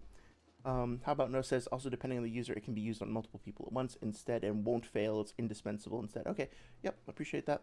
Dr. Shango says, freedom of information is one of my core principles so much, so I'm kind of against the concept of copyright, or at least as it exists now. Yeah, I feel like part of the reason why I advocate so hard for, like, citing sources is because I think, look, the information is out there anyway, and sooner or later people are going to find it. So, like, it doesn't really benefit anyone to just, like, obfuscate the information. It just wastes time. It's an unnecessary impediment that's going to be surpassed anyway.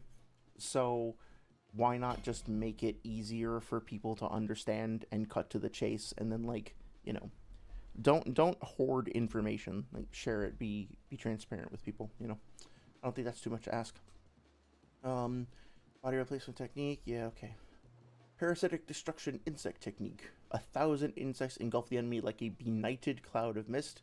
A benighted, that's a potential use of hyperbole there. 1,000, do we really know? Yeah, I'm gonna have to stop if I keep fucking yawning.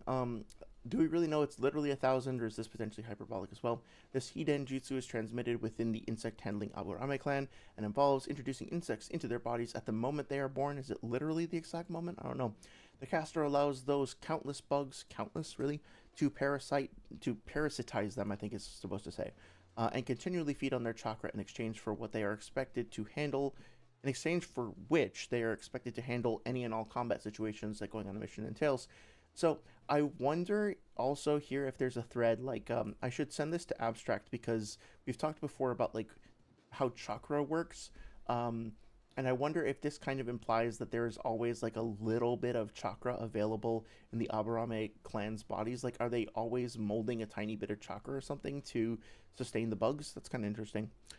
Further, they can and will act either individually or as a group, and as any non-combat activity they engage in, such as scouting or information gathering, demands insects scatter about and creep up from behind unnoticed. Shino needs only to give them the order for them to turn into a dark fog that will slowly swallow its enemy. So, I think what's also worth noting here is that um, when it says the insects scatter about and creep up from behind unnoticed, it's specifically referencing like this image on the panel that we're seeing, right?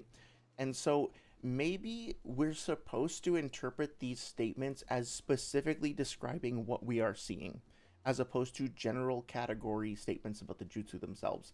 So, for example, Sasuke's fucking fireball, right? When it says it destroys everything, what it's talking about is it destroys everything that was in front of him when he cast it. When it says here that the bugs creep up from enemies behind and unnoticed, that is what they do here against that character. Now, ideally, they would do that all the time, but there might be instances where Shino wants to use his bugs in a frontal assault. He's not like committed to only attacking with his bugs in this particular way. So one way that we can just like avoid all of this bickering about whether or not the databook statements are literal is we can accept them as being more literal and more reliable if we also accept that they are specifically in reference to specific events on the panel, right? So that's also a great way of looking at something like, well, Temari's thing, right, is more of an overall statement about her. Her fan can blow away the universe, whatever the fuck. There's not actually a moment that's being described there, so you can be like, okay, well, that's more, that's not referring to a specific instance. But stuff like Itachi's Susanoo, his Totsuka blade, and his Yaramir, saying that it can repel any attack, or you can cut down any enemy. Yeah, any enemy there in that context, any enemy that is comparable to the context that's being displayed. That one doesn't work as well because it's not like the language does seem to be a little bit more like generalized as opposed to referring to that specific moment. But there might be like clues to the nuance in things like that, which is why it's so important to read like at least one of the sections of the data book from start to finish. Let me get through these two real quick, and then I'll catch on chat, and then I'll head out because I'm clearly falling asleep in my chair. Fuck.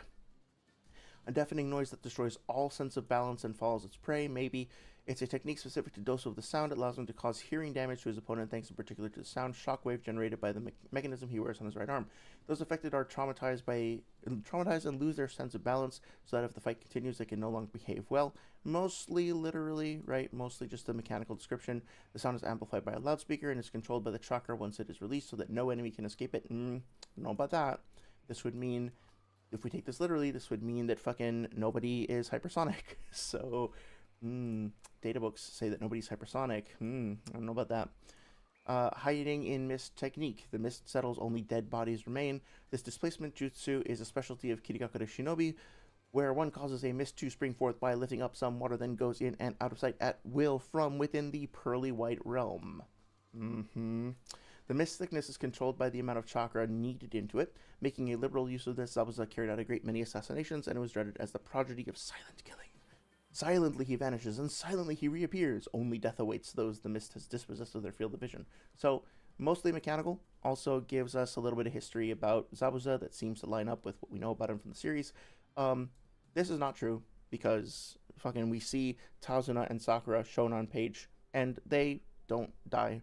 And Kakashi doesn't die. And Naruto and Sasuke also don't die.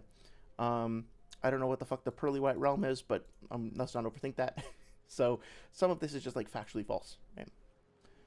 Okay, that being said, Dr. Sang said, like how I put that little box sourcing the website I was using in my short, how hard would it be to just put that in for the scans used in a normal video? Not hard at all. Not hard at all. It's really doesn't take that much time. How about No says, sneaking up behind text I mean has arrow pointing to them doing that. Oh, that section has an arrow pointing at the specific panel. Yeah. Right here. Yeah, I see it right there. Yeah, that's a good point. That's a very good point. How about No says Japanese on Totsuka blade is any kind of enemy. That's right. I think you mentioned that before. Specifically, it's hit its intended target. Yep, that makes sense too. Well, I would like to keep going, but I can't seem to stop yawning. So I think I'm gonna call it for tonight. Um, I feel like I'll ask you guys what you think. If you think it would be valuable to continue going through the books one by one. I kind of feel like I've made my point, and I feel like maybe it would be best to put my efforts into just working on the edited video. I kind of, part of me wants to go through the other data books like this just to have the more information being shared. Um, but at the same time, like you get it, right?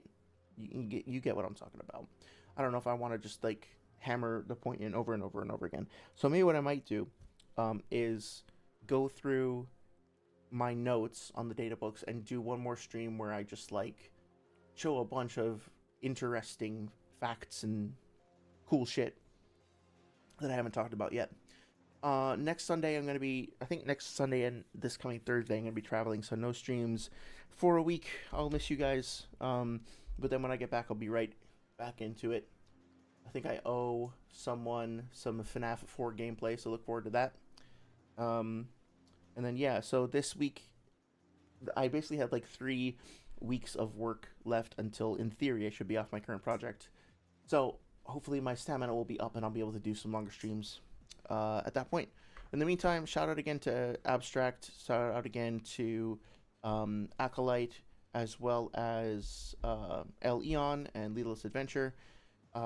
Please feel free to let me know in the comments if you have any questions, you want me to look anything up or get anything translated. I do have the Haku translations that I want to turn into another short, which I hopefully will be able to do when I get back from my travels. And in the meantime, thank you so much for being a part of this, and I hope you have a wonderful night.